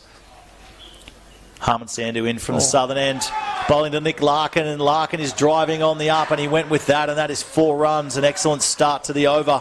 The second over of the power surge is 4 runs for Nick Larkin, and that brings up a very, very good 50 for Nick Larkin, coming up off just 34 deliveries. Gee, starting to look in really good touch, Sam. Yeah, Yuku really needed this innings from him tonight. The other batters at the top of the order not scoring as many as they have in previous innings, but didn't quite bowl it to his field there, Harman. Harman Sandhu in again, and that's a little straighter. Larkin goes down on one knee looking to pull through the leg side, and he just wears it on the thigh guard. No run. You don't see too many right-arm quicks bowl around the wicket to right-hand batters. No, you don't see it often at all. It's an awkward angle. You don't practice for it too much, but you don't have much room for error as a bowler either. What's the thought process behind that, Sam, do you think? Just trying to cramp him up. Don't give him much space. Bowl to that leg side field. Oh, it's not worked on that occasion. He's too full and straight outside off stump, and Larkin blasts that over a mid-off region for 4 runs. And he's starting to hit his straps now, Larkin. He moves along to 56 not out off 36 deliveries. That's probably hitting middle stump, but just with the angle that around the wicket, makes it a little bit easier to slice over the offside field. Larkin really starting to feel the flow now in this second over of the power surge. A couple of boundaries for him now. It's been a great surge so far for Uni. This is what you'd hope for. Harman Sandhu in again. And Larkin down on one knee again, looking to go leg side, but just gets the inside edge onto the pad and dots up there for Harman Sandhu. He'll be pleased to see that one not go to the fence. It's very easy to lose a couple of wickets in the surge too. It can go either way, but you've gone through unscathed so far with only 2 balls left. It's going to give them great impetus going into the back end of the innings as well. We are 16.4 overs in now, and Nick Larkin is 56 not out. And this is the kind of position you want to be in, just 4 wickets down. That is a very good Yorker from Harman Sandhu, and Nick Larkin has squeezed that between the legs for a single to the man at a short fine leg. He was almost airborne when he made contact with that one as he was jumping out the way. Yeah, I'm yet to play a shot like that in my career. I saw Scott Palumbo play a few against us the other day in the T20 Max, but no, that's pretty impressive when you can hit shots like that. Yeah. You're seeing it pretty well. Controlled it well too, all the way along the ground to the man at short fine leg. Larkin just getting the toes out of the way, fearful of an LB. Harman Sandhu pulls out as he gets to the crease. Mate, you mentioned Scott Palumbo, and he played a few of those shots the other day. That must have been an interesting innings to watch from the field. He made 111 against you. Yeah, and they started it a bit slowly, but obviously got himself in, had a good plan that he was going to back end the innings, and gee, didn't he? He set it alight in the last 10 overs especially. Didn't miss hit many balls at all. Harman Sandhu in again, and again it's short of the length, just on off stump. Grady happy to just punch that into the covers and take off. Brandon Faber thought about pulling the trigger and going for a run out, but held it without too many men behind the stumps. Probably a wise decision from Faber. He has got a good arm. And that single wraps up the over and the power surge. 17 overs down, 4 for 123. A better over of the surge that time for Souths. It looks like just the 8 runs coming from it. And they won't be too unhappy with that, considering they had 21 from the first over of the surge. Yeah, of course. And I think that 150 that I might have flagged earlier they're definitely on target for it, and they might even go more than that. They've done really well through these middle overs. Yeah, 100%. 17 overs down now, 4 for 123, and the run rate is lifting dramatically at the moment, 7.38 and over. And it looks like it's the experience of the veteran Ben Cutting back into the bowling attack from the northern end here for Souths as they look to maybe start to slow this run rate a little bit and put a little more pressure on the batsman. Cutting will use his change of pace. He's in, and that is punched down the ground. Oh, that's nearly an unbelievable catch there on the boundary. He's kept it in, though. It's not a 4. Well, and Grady gets through for 3. 3 runs. That was a massive effort there on the boundary. He's got a hand to it. Nearly pulled off one of the best catches you'll see. Cutting won't be too displeased with that. Looked like a little bit of off timing from Grady. Didn't get all of it. Almost brought about his downfall. He looks pretty disappointed, the long on fielder, but he did all he absolutely could. He's saved the team a few runs as well. Cutting into Nick Larkin. Larkin goes aerial over the man at gully. Or backward point, if you will, and that's 4 runs. And that's really nice. Another one he just does not try to keep down. Up and under, and that's 4 runs for Nick Larkin. He's continuing on his merry way. Yeah, that wagon wheel will be pretty packed over point now for Nick Larkin. Doesn't mind that region at all, and you'd think Ben Cutting would know that. He'll be disappointed, I would imagine, with that, Ben Cutting. Yeah, slower ball. He's done well to hit a slow ball over point with not much pace on the ball. Oh. Grady down. Pulling through mid-wicket. Sorry, that was Nick Larkin down and coming through mid-wicket for a single. He looked like he was trying to launch that aerially, but checked a shot and rolled his wrists on it and kept it low. Yeah, Grady looks very strong with his wrists here. He doesn't have as much upper body movement through the shot. It's very strong forearms. UQ 4 for 133 now. Ben Cutting in again from the northern end, bowling to Grady. Grady goes aerially over the infield again. Faber takes it. Brandon Faber comes in from a straightish mid-wicket to take the catch. Cutting will be chuffed with that. And James Grady goes. And that is the kind of pause in proceedings that Souths would have been hoping to see at this point in the innings. Nick Larkin is moving along really nicely, and James Grady was looking to get into his stride here as well. Yeah, took it on the run there. Faber on the boundary. Could have been coming out of those lights there on the opposite side of the field, so he's done well to catch it. Doesn't matter how easy it looks. It's always challenging at night time under lights. Tough for a keeper as well. Unfamiliar in the outfield. Well, relatively unfamiliar in the outfield, Faber, but he looks like he's a pretty competent outfielder. Yeah, nice little cameo there from Grady. Did a good job. Would have liked a few more to finish off the innings, but unfortunately makes his way off the field. And the score is 4 for 133 now. Ben Cutting has 2 from 30 from 3.5 overs. He'll be happy with that. Matt Willens walking out to bat now, and he's been striking them really well. He's known as more of a fast bowler, but he's been scoring runs 41 off 11 so far. One of his matches, 29 off 16. So he's been very handy. He's one of the hardest working cricketers you'll see. He's in the Queensland Bulls squad, and he does all the technique work and the workloads with his bowling, but he bats just as much as any other batter and works on his batting a lot. He's a big unit, Matt Willens. Wears that one from cutting on the pad, and they get through for a leg by single. Yeah, much improved batter. Well, obviously, I mean, UQ beat Wynnum Manly by 49 runs yesterday in the KFC T20 Max, and Willens made 41 off 11 balls. So he obviously hits a clean. Well, he obviously hits a clean ball. It actually scares me every time I see him power hit or try and hit sixes, because he dislocated his shoulder. I'm not sure, maybe a year and a half, 2 years ago now, while batting, while trying to hit a six, he dislocated his shoulder. So, oh my gosh, it makes me cringe when I see him bat nowadays. But it's obviously strengthened that shoulder back up, because it hasn't happened again, and he's bowling fast and hitting long balls. And there's 17.4 overs in, 5 for 133, cutting in again to Nick Larkin in that cut zone, but Larkin just controls that one to the man at a deep point on the fence, just a single, and that ends the Ben Cutting over. He's bounced back pretty well there, Ben Cutting. He looked a little unconvincing with his first over, but he's got a couple of wickets now, 3 for 31, I should say, from his 4 overs, and going really nicely. Yeah, blowing a few cobwebs out. He would have liked to have gone for a few less runs in his 4 overs, but he'll take that. It looks like a decent batting track out there, and he's done his job with the ball. He'll be out later on to open the batting, I believe. And it's always nice to watch Ben Cutting go about his business with the bat. He's someone who does not hold back, that's for sure. 18 overs down now, 5 for 135. Nick Larkin has been the glue that has held this innings together for Uni. He is 63 not out off 41 balls. And Willens is yet to score. Matt Willens, he is 0 off 1, just the leg by coming off his batting. Looks like we have Harman Sandhu continuing his attack from the southern end. Oh, there's another one. Another leg glance through the legs for Nick Larkin. Oh, they're getting back for a second. And that is excellent hustle from Nick Larkin to get back for 2. That was very close. Direct hit would have had him, but it's a really good slide. He's just got there in time. It was a good pick up by Clay Beams and took off the stumps quickly, but it takes a lot longer than you think when it's not a direct hit. Harman Sandhu going for that Yorker again. He looks like he's got fairly decent control of it.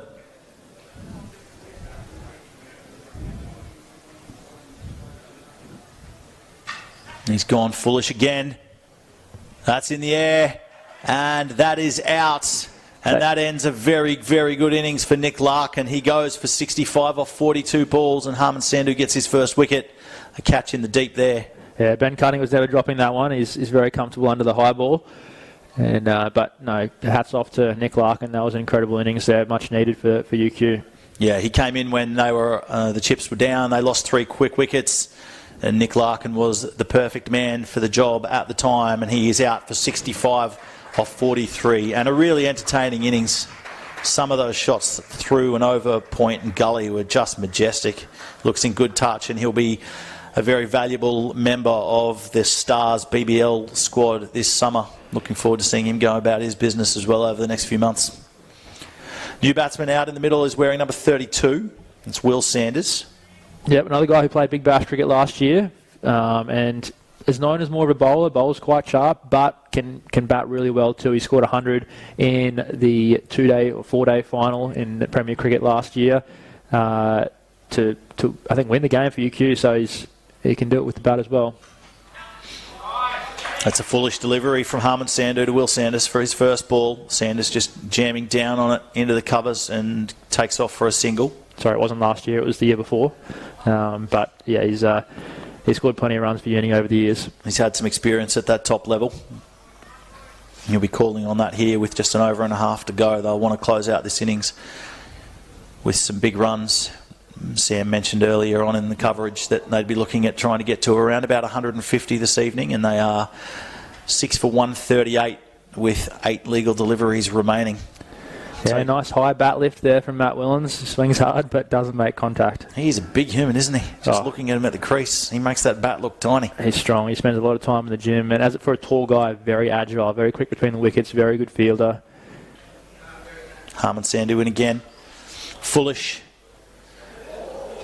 Willens goes with 3 iron, and it just bounces shy of the man on the long on fence. Single. for Matt Willens. Nearly bounced over his head. Took a bit of a divot out of the outfield, I think. Didn't it? Just it bounced. Tennis ball bounce out there. Fielder did well just to hold his position and check his run into the ball. Sanders with a single with his first ball, not trying to hit it any harder, but I think it's that time of the innings he needs to try and hit every ball for 6 pretty much now. Harman Sandu in yet again. No, he's happy Just with the short one. of a length off the back foot, pushing down to the man at long on. Oh, Matt Willens is on his bike to get through, and they make it through for a very well run too. That's the kind of hustle you need with an over to go. Really, really nice running between the wickets. And that is 19 overs down now, 6 for 141. A good over from Harman Sandu, just 6 runs coming from it. And the wicket, the big wicket of Nick Larkin. At a crucial time in the innings, Larkin would have been looking to tee off, in those last 2 overs, and to lose him at that moment just takes away that crucial bit of momentum. Yeah, it'll cost them a few runs, but you look at the UQ batting lineup and it just keeps going on and on and on. Their wicketkeeper still hasn't come out to bat yet. Nick Sale, who's their left-arm off-spinner, he grew up as an opening batter. He opened the batting in Queensland 17s and 19s teams. He played for Norths as a batter more so. He's sort of reinvented himself as a left-arm offie for uni now, though. Last over of the innings to be bowled by Gurinder Sandhu. He's in from the northern end to Matt Willems. And it's a wide one. And Willens gets down and couldn't get anything on it. It's a dot to start the over, and Gurinder Sandhu would be very pleased with that. Yeah, really well bowled. Slower ball there. He gets quite good drift and drop on his slower balls, Gurinder, nearly like an off-spinner. He actually bowls off-spin really well. Rolls the fingers over the ball. Yeah, it's very slow, but it moves in the air, and it actually moves off the wicket usually too. In again, Sandhu. Full. Wraps Willens on the pads. He can't get down to it, and Gurinder Sandhu gets another wicket. Or his first of the night, I should say. Gurinder will be happy with that. And Matt Willens goes for just a solitary one. And that change of pace was massive. It's gone from bowling close to about 100 k's an hour the ball before to up around high 130s, 140 even that ball. So it's tough to adjust from one ball to the next if there's that much of a differential. And a tall guy as well, Matt Willens, and that was right up in the slot. He just couldn't get down to it and caught him on the pads, and he is out. LBW to the bowling of South's captain Gurinder Sandhu. New batsman heading out into the middle now for Uni. He's wearing number 21. It's Harry Walker. And he's literally out there just for a couple of deliveries here to see out the innings. But he'll want to get bat on ball straight away against a very formidable closer in Gurinder Sandhu. Yeah, he's very good at sort of the paddles, the ramps. He's a bit of an unconventional batter, Harry Walker, in T20 cricket. He likes to use the pace of the ball and hit it behind the wicket or square of the wicket. But it might be challenging if Gurinder's bowling him a lot of slower balls here. Sandhu in again from the northern end. Just a couple of deliveries remaining in the over. Yeah, that's a really nice shot. It was just short of a length and outside off stump. Just a slashing kind of drive for a single to the man at a deep gully, whitish third man region. Just a single there. And the score is now 7 for 142 as we close in on the end of the innings here, and Gurinder Sandhu bowling the final over for Souths. Another full delivery from Sandhu. Really well bowled. It was a big chance of a run out there as the batsman took off for a single, but Gurinder lost his footing on the wicket block, slipped over, and the chance disappeared fairly quickly. I don't know if you saw that. He actually made it look like he was going to bowl a slower ball. He faked it. He sort of wound up to bowl a slower ball out of the hand and then came out on pace. Sanders did very well to keep that out there. Good level of deception from Gurinder Sandhu. In again, and another slowie, just taking the pace off it and pushed down the ground for a single. Yeah, it's been a really good over so far. Hasn't it? Harry Walker just couldn't get any kind of real momentum through that ball at all. Sandhu just again took the pace off it, and yeah, Walker was trying to blast. Looked like he was trying to go over mid-wicket, but he just couldn't get there. It's been impressive from Gurinder Sandhu, that's for sure. The economy and the control in this final over. He's in again. That one's wide, and it's called that way by the umpire, so Gurinder will have to re-bowl that. And you can't just look at the figures either when you're looking at the score sheet. You've got to know what overs they've bowled. Gurinder's bowled the hard overs. He's bowled at the start of the innings. He's bowled through the surge. He's bowling at the death now. he's really challenged himself to take that lead role in their attack and do the hard yards for them. The other thing is he's the captain too, and he's rotated his attack really nicely.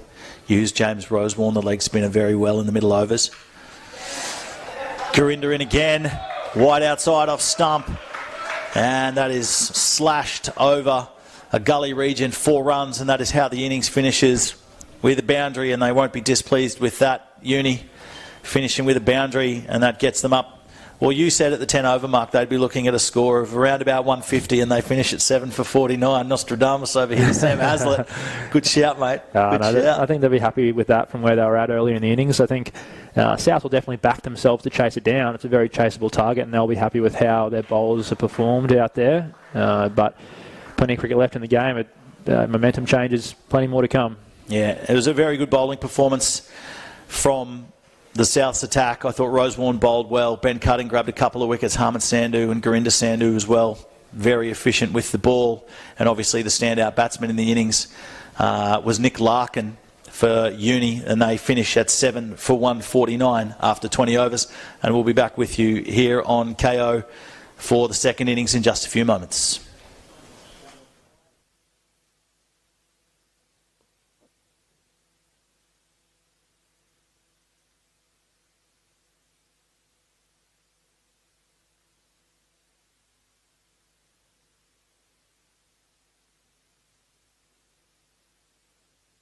And just sneaking onto the hip, and that's been worked really, really nicely off the pads. And we have our first boundary of the night. That's 4 runs from the southern end of Ian Healy Oval. And that's a lovely shot. Advancing down the track, Angus Lovell, and getting all of that, punching it along the ground. And pitched up, and Angus Lovell drives. It squirts out through a gully region, and it's back-to-back boundaries, another 4. Aaron Jane at point. And he might be in the money here. And that's a really good catch. James Rosewarne gets the first wicket of the night. End of Ian Healy Field. And Cutting strikes with just the second delivery of his oval. And a really, really nice ball. End of Ian Healy Field. And Cutting strikes with just the second delivery of his oval. And a really, really nice ball. Months up in Darwin, playing cricket up there.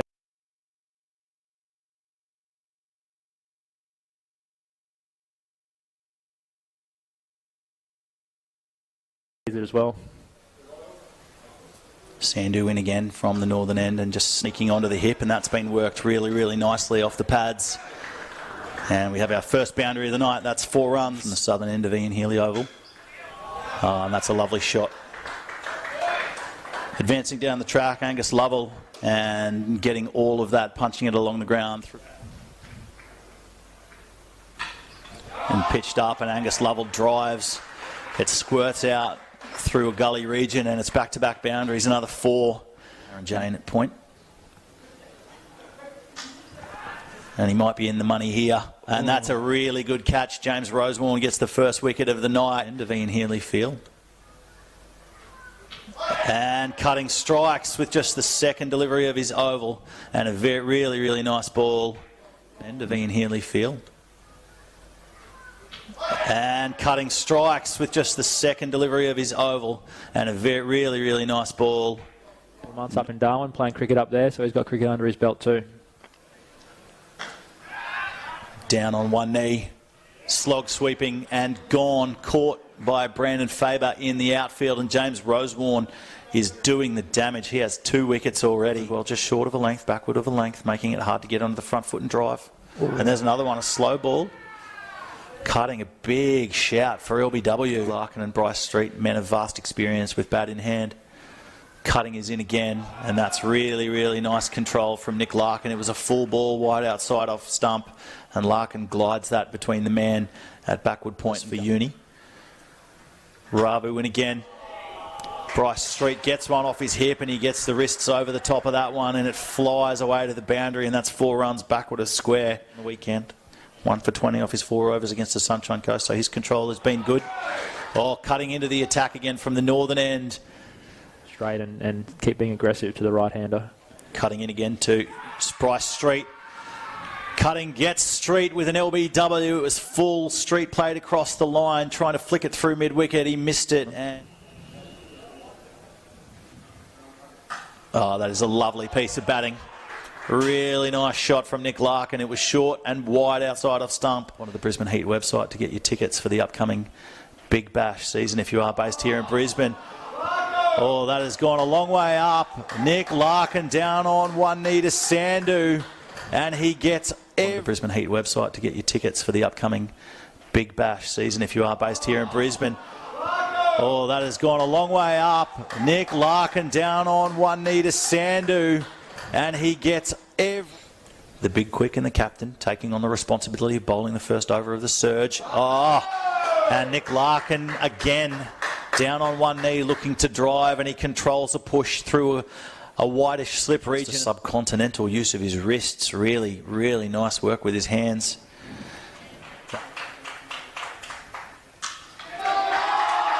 James Grady cashes in on a full and straight delivery and blasts that over mid-off for 4 runs on the free hit. He's pushed that man at fine leg back again. Oh, that's an interesting piece of batting from Grady. Harman Sandhu in from the southern end, bowling to Nick Larkin, and Larkin is driving on the up, and he went with that, and that is 4 runs. An excellent start to the over. The second over of the power surge is 4 runs for Nick Larkin. Behind that, Sam, do you think? Just trying to cramp him up. Don't give him much space.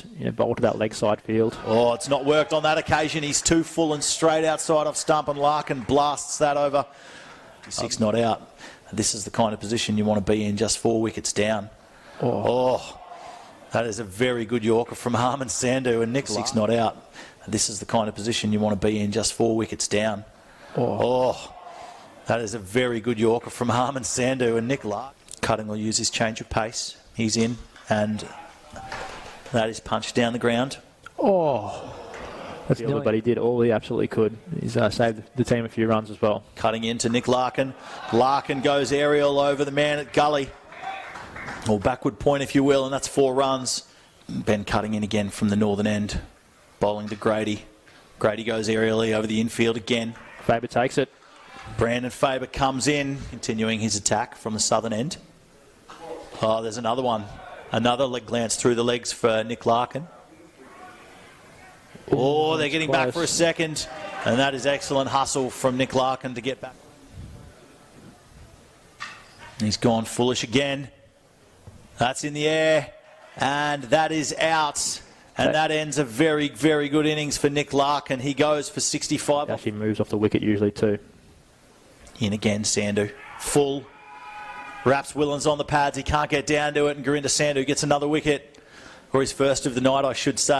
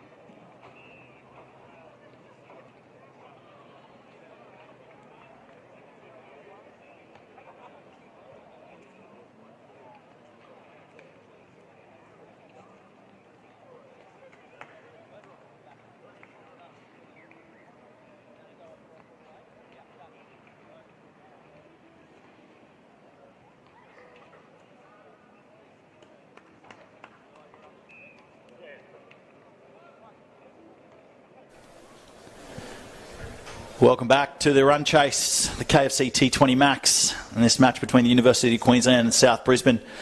Uni finished their 20 overs, 7 for 149, an outstanding middle order innings from Nick Larkin, the highlight. He made 65 off 43 balls at a time where they really needed a senior batsman to stand up, and he did just that. I'm joined in the commentary box by Sam Haslett, Redlands, Queensland, Brisbane Heat and Aussie rep. Sam, what did you make of that first innings? Yeah, Uni probably started a bit slower than they would have liked, but really came back nicely towards the back half of the innings and made the most of the surge, made the most of the death. And I think both teams will be backing themselves to get the job done. And when it's around that 150, you're always backing yourself to chase it, but the bowling team always thinks, I can really defend this total here. A tricky total, that's for sure. They won't want to get too comfortable on it. Yeah, we've got Ben Cutting and Dylan Hunter opening the batting again for Souths.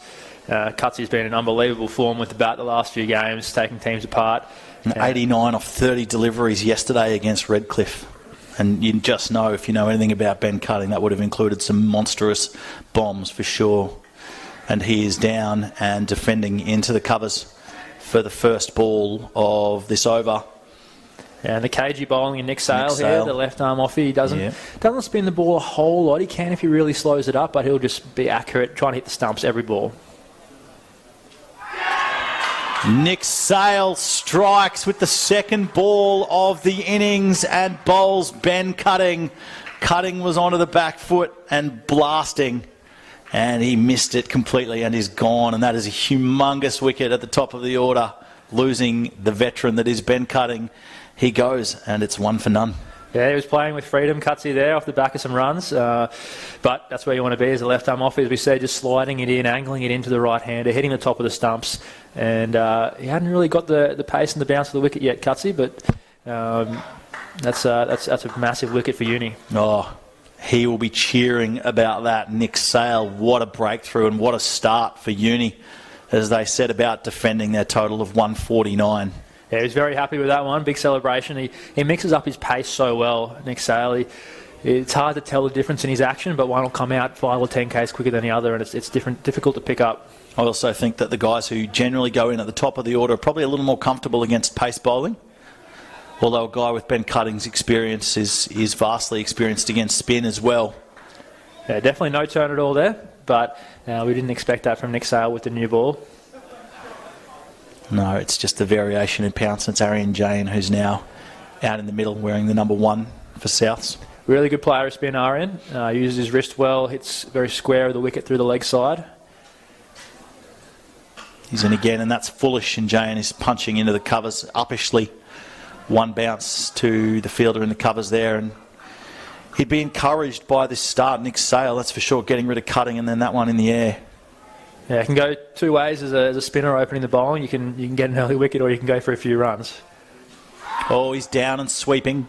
Jane just looking to paddle that around the corner. Wasn't going with any force, just looking for placement. Very hard to get an LBW as a left-arm offie around the wicket, unless you are spinning it, and he certainly wasn't there. But and that one crashed into the pads and no run. Well, that is uppish from Arian Jane into the outfield, and it bounces just in front of the man advancing in from the boundary at the deep long on. Yeah, Matt Willens, big effort there from long on, ran in hard, but might have got caught up in the lights of the ball. He dove for it, but didn't quite make it. 2 runs coming from that one. Yeah, encouraging start from Sale here. Yeah, Arian Jane probably trying to get over mid-wicket there more so to that cow corner boundary, but just got it a bit too straight. Last ball of the over from Sale. Oh, it's another uppish shot from Arian Jane. And it's just shy of the man at a straightish mid-wicket. And they finish the over with a single. Yeah, plenty of action in the first over. It's all happening. Me, wasn't there? Plenty. A big wicket of Ben Cutting goes down. He's out for a duck. And then 3 balls, very uppish and in the air. And you do expect a little bit of aerial action in T20, but in the first over an innings, goodness me. The score is 1 for 3 after the first over for Souths, as they look to chase down 150 for the win. Yeah, now Matt Willens on from the other end, and he'll be looking to use this new ball. He swings it really nicely back into the right-hander or away from the left-hander is who's on strike. What kind of pace are we talking about with Matt Willens, Sam? I can get up in those 130s, probably not quite at that 140 mark yet, I'd say, but definitely well within the 130s. You'd think coming from that height there'd be plenty of bounce as well. Yes, heaps of bounce, and can nip it back in. You're worried about the one that swings away, but the one that nips back in is the one that often wraps you on the pads. And he's bowling to another left-hander in Arian Jane. Willens in from the southern end. Foolish, and Jane drives really nicely. No big flourish, but pushes through the covers for an easy 2. And that looked like a nicely controlled shot from Arian Jane. Yeah. Yeah, Jane, and actually interesting. I grew up and played a bit against Aryan as a youngster. He's a very talented batter, but he spent a couple of years living in England, studying over there, studying law, science and economics over in England, playing for Bexley and Kent, who I actually played for as well in my stint over there. But now he's been back here the last couple of seasons playing for Souths again. It's a well-worn path, the Aussie cricketer going to the UK and enjoying a stint over there, getting some much loved and vaunted experience. Yeah, now a senior consultant at an accounting firm. But he played a lot of second 11 cricket for Queensland the last couple of years, scored 100 in both innings against South Australia. Oh, wow. So a very good red ball player. But, definitely can score pretty quickly with the white ball too. Really nice compact technique, Aaron Jane. Willens in again from the southern end to him. He's driving again straight at the man in the covers. Lovely shot. Yeah, crunched it. Looks really balanced, doesn't he? Yeah, very still at the crease. Keeps his head still and watches the ball. Hits it nice and late. Yeah, right under the eyes, that one, as he was driving. Just a real solid technique here from Aaron Jane, and he'll want to kind of anchor this innings if he can. Yeah, definitely the guy you want to make him hit straight, because he wants to hit it square of the wicket on either side. Economical start for Willens here as he's in again to Jane. It is straight. He just gets inside, it works as off his hip, and it's a single to Aaron Jane. I think he's hit that from outside off stump, behind square on the leg side. Certainly jumped a long way across to get inside it. Not a whole lot of swing for Willens there. It was just shy of a length as well. Jane decided to get across. Dylan Hunter facing his first ball for the innings. Yeah, it feels like he's been out there for a while without facing anything. He'll be keen to get bat on ball here, Hunter, and get off strike again and start to rotate that strike with Aaron Jane and really get into his innings. As Willens is back in again from the southern end. It's wide outside off stump. Hunter happy to shoulder arms and just get a sider on that one. Yeah, you don't see too many leaves in T20 cricket, but fair enough at the top of the innings. And he's come up from Sydney, the interstate player. He probably hasn't found his feet quite yet, hasn't got the runs he'd like, but he's a very good player. He's spent the off-season up playing in Darwin. A few of the South boys got in his ears and said, before you go to Sydney, let's come and play this KFC T20 Max with us. Here comes Willens again.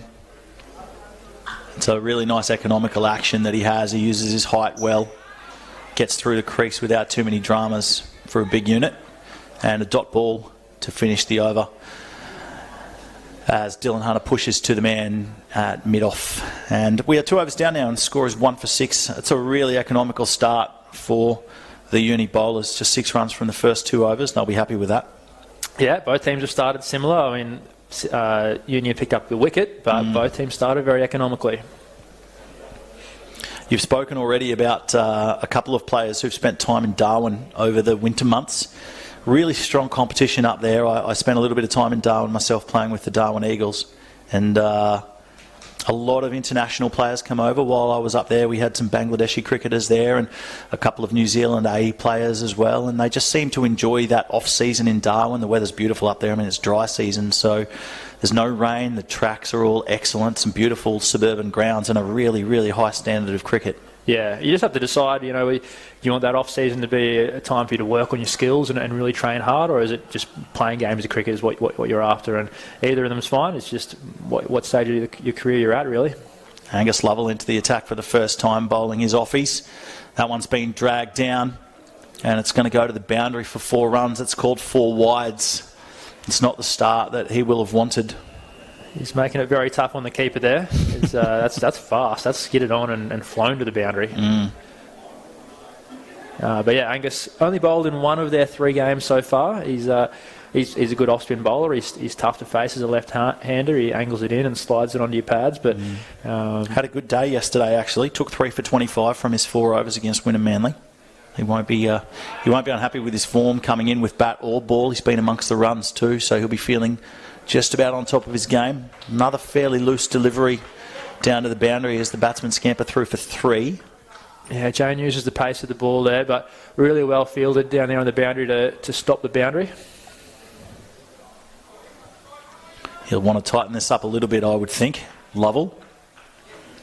Probably not the start he was hoping for, but he's really quick through the air for a spinner. Yeah, he's a really awkward guy to face. He sort of stops on his back leg at the crease and then starts again, and it's hard to time your movements. He's an interesting action, that's for sure.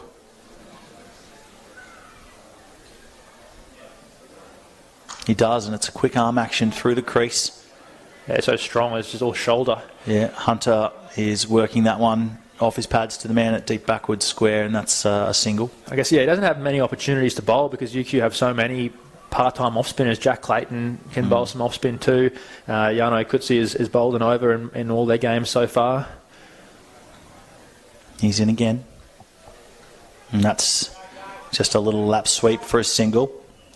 Arian Jane happy just to get down, get off strike. Let's paddle it from outside off again there. It's, if he stands tall there, he can probably hit, there's no one out in the offside. If you pick the gap, hit it hard through the offside, it's 4 runs.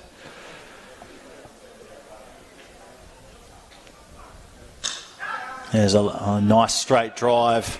It was a little uppish from Dylan Hunter, but he finds the straight gap, and that's 4 runs. A really nice piece of timing. Would have been a bit nervous there when the ball came off the bat, hoping that it didn't go to hand, but he's got it straight enough and it's raced away for 4. That's a nice way to get off the mark. Yeah, very uppish. Oh, sorry, he was already off the mark. But he was off the mark. That's a nice way to get him moving, that's for sure. And he's over his bat again. And working off his toes for a single to the man out at deep backward square. Expensive first over here for Angus Lovell. Yeah, he's got to close out well here. Yeah, he'll be wanting to put a full stop on this over and move along. You won't want to dwell on it too much. He's in again for the last ball of his over. It's a really nice glide, fielded by a diving man in the gully region, and just a single coming for Arian Jane, and a single to finish that over. 16 runs coming from that over from Angus Lovell, and we are 3 overs down now, and the score is 1 for 22. Yeah, it just might be starting to get even more dewy out there at the moment. Angus was sort of rubbing his hand on the pitch, trying to dry. He got his towel in the back of his pocket, drying his hands with the towel. Obviously a little bit slippery out there. Arian Jane just happy to kind of work the ball around for singles at the moment. He doesn't appear to be looking for too many boundaries. He probably knows that he can use the pace of Lovell and maybe beat the fielders behind square. But Willen's back on for his second over now. He has none for 3 from his first over. Really economical start for Willens, the big guy. In again, bowling to Jane, and Jane blasting into the covers where it's fielded. Looked like he hit that fairly cleanly. Yeah, he's been unlucky. He's hit a couple of really nice cover drives now out of the middle of the bat, but picked out the fielder both times, and that's the way it goes sometimes. I feel like at this time of the innings, you don't really worry exactly where those offside fielders are. You just try and make as good contact as you can, hit it nice and late, and if it hits the fielder, then so be it. If it hits the gap, even better. He's fairly economical of movement in his driving. Arian Jane, no real big flourish. Timing the ball nicely so far. There's a straightish one from Willens that wraps him on the pads. And they get through for a single, called a leg by the umpire. Yeah, I tried to hit it over the leg side field there by the look of it, but didn't make the contact he was after. Yeah, it looked fairly wristy from Arian Jane. He looked to whip it and didn't get it. You got Bryce Street out on the boundary out here. We would have thought he's in the game at the first thought. Yeah. He'd be looking for chances out here, Bryce Street, that's for sure. And Dylan Hunter is 6 not out of 5 deliveries. He's on strike now against Willens. Matt Willens charging in from the southern end, and that is up, aerial and long, and that is over the fence, and that is the first maximum of the innings. 6 runs for Dylan Hunter, and a real nice piece of timing. Got the ball to land on the concrete, I think, too. The path around the oval might have taken a bit of a dent out of it, taking the shine off the ball. Yeah, umpire having a quick squeeze on the ball return back to the middle. But he didn't look like he tried to hit that too hard. Just watch the ball onto the bat really nicely. Used the pace, used the angle back into his pads, and just went with it. Willen's got to come back from this one now. Halfway through his second over. He's in and straight again on the pads.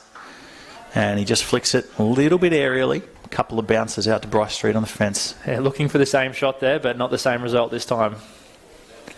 No, just kind of went with the motion of the ball, didn't drive against it, just worked it around the corner. But we'll be happy to get off strike after a 6 2 balls ago. Yeah, trying to make the most of the last over of the power play here, and they're doing a good job of it. They've really, picked up the pace now, 1 for 30.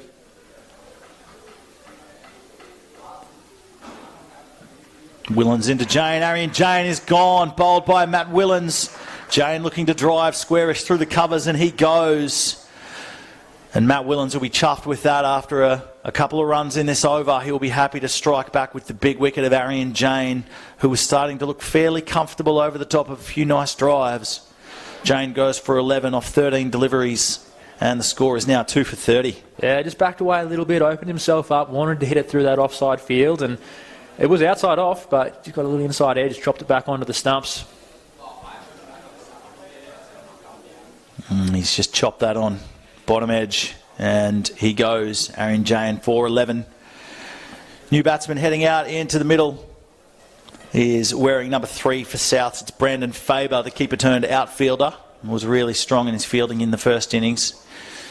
And I've watched a little bit of Brandon over the last couple of summers, impressed with his hustle between the wickets. He's a jackrabbit between the wickets and also a really nice striker of the ball. Yeah, he's a really good athlete in general, but as a batter, when I played him, I've seen him play very square of the wicket as well. Like most keepers, he's a good puller of the ball, good cutter, and against spin, likes to use the pace and paddle and ramp as well. Well, he'll look to consolidate here after the loss of Arian Jane's wicket. And the score is 2 for 30 after 3.5. Nice reward there for Matt Willens after taking a little bit of stick earlier in the over. Yeah, 2 wickets in the power play is a good effort for Uni. They'll be happy with that. Willens in, and it's nice and straight. And Faber is happy just to jam down on that one, block it back down the track. No run off the last ball of the over. 4 overs down now, and the score is 2 for 30. Yeah, great start by Dylan Hunter, 13 off 7. Now the onus is on him to try and anchor the innings, probably get through to the 10 over mark and really explode from there like Nick Larkin did. Yeah, it's a fairly close run thing at the moment. Souths after 4 overs were 2 for 30. They had 2 for 30, and Uni were at the same point were none for 24. So only a 6-run differential after 4 overs, as you'd expect. We'll keep an eye on that through the innings. The equation at the moment: 120 runs to win from 96 deliveries, and that's the end of the power play. So fielding restrictions are done for Uni. They can back themselves in with a little more protection in the outfield, and it looks like it's going to be Yako Kutsia into the bowling attack for the first time tonight. Yep, Yano's bowled 1 over each game so far, so we'll see if this is one and only or whether he stays on for a bit longer. The captain, of course, Yano Kutsia.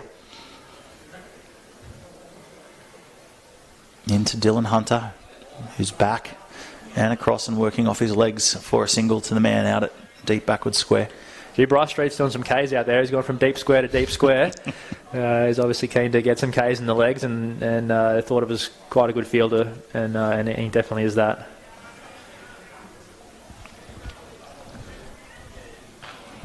They've got a man out on the fence at a deep point. They've got a deep backward square leg, a deep mid wicket, and 2 men straight on the fence at a long on and a long off. Faber down and driving into the covers. Yeah, taking that defensive option as a bowl, leaving the mid-wicket vacant. Easy single in there, but doesn't want to get hit for the boundary through point. It was well fielded by Nick Sale. No run. Kutsia in again. And Faber slashing to the man at point, and they scurry through for a single. Interesting choice. Brendan Faber is off the mark. Wearing the floppy from Nick Sale there on a night game. I'm not sure it's for sun protection, but he obviously feels comfortable in the floppy, so good on him. Keeps the lights out of the eyes to some extent, I guess. Yeah. Well, that one's been called a wide, just sliding down leg side from the Uni captain, Yano Kutsia.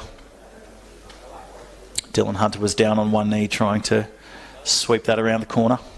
Couldn't get any contact. Or uppish from Hunter as he goes down the ground for a single. Looked like he got a little bit tangled up there, Dylan Hunter. Just working off the back foot, trying to get his hands through the ball. Yeah, sometimes you can get a little bit complacent when you know there's no one in the infield on the leg side, and you just think, I can just hit it anywhere, and you don't have that enough attention to detail on the ball, but he got away with it that time. Quite often leads to a leading edge in that situation. Yep. That one is short of a length, and Brandon Faber pulling into that gap between the fielders out on the boundary. They scurry around and collect it, and just the 2 runs coming from that one for Faber. Perfectly placed between the deep mid-wicket and long on fielders. However, didn't hit it quite hard enough to find the rope. He's slowly building into his work here, Faber. He's 3 off 4 deliveries. And on the back foot, pushing into the covers again for Sale to field. No run. Not a bad over from Jan Kutsia, the captain. 6 runs coming from his first. 5 overs down now, and the score is 2 for 36.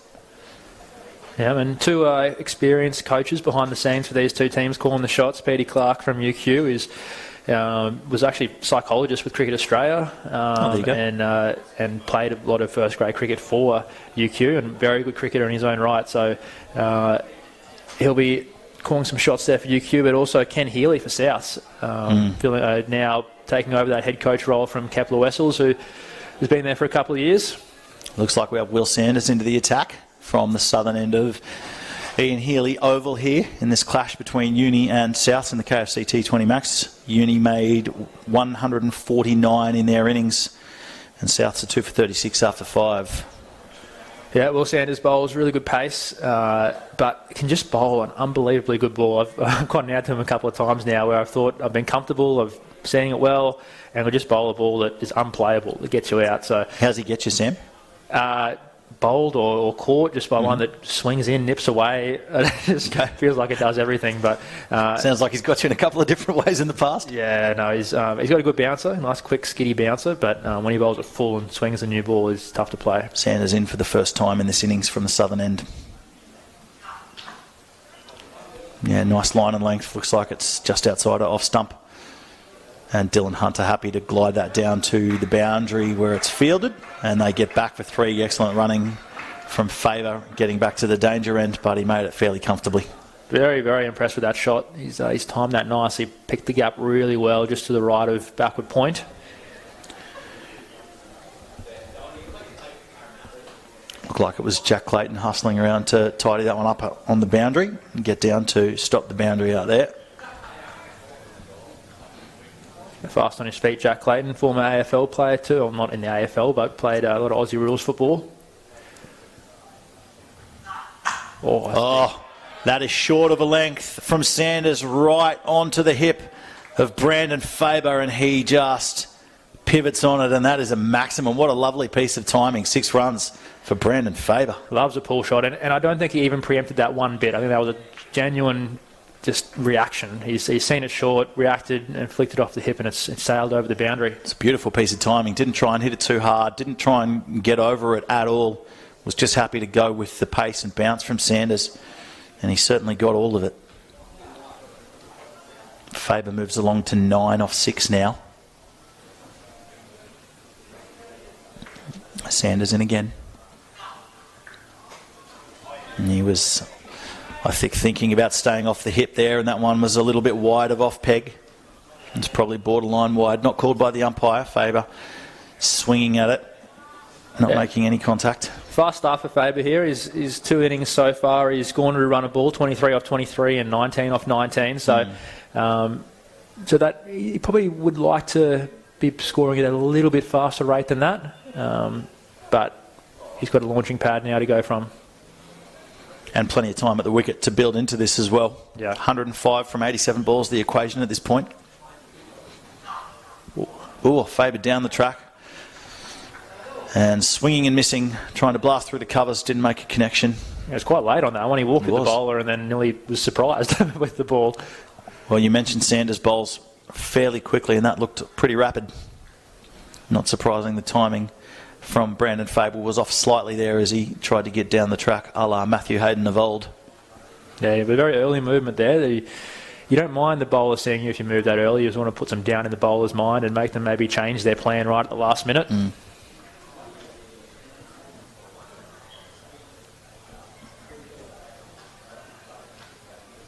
2 balls left in this over for Sanders.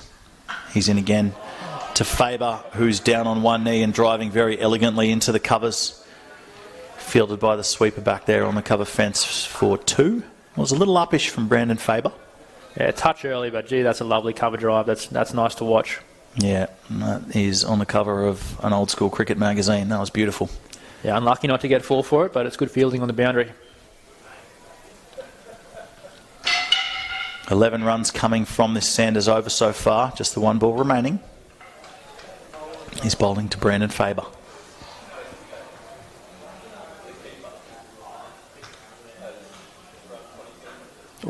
Oh, Faber down the track again.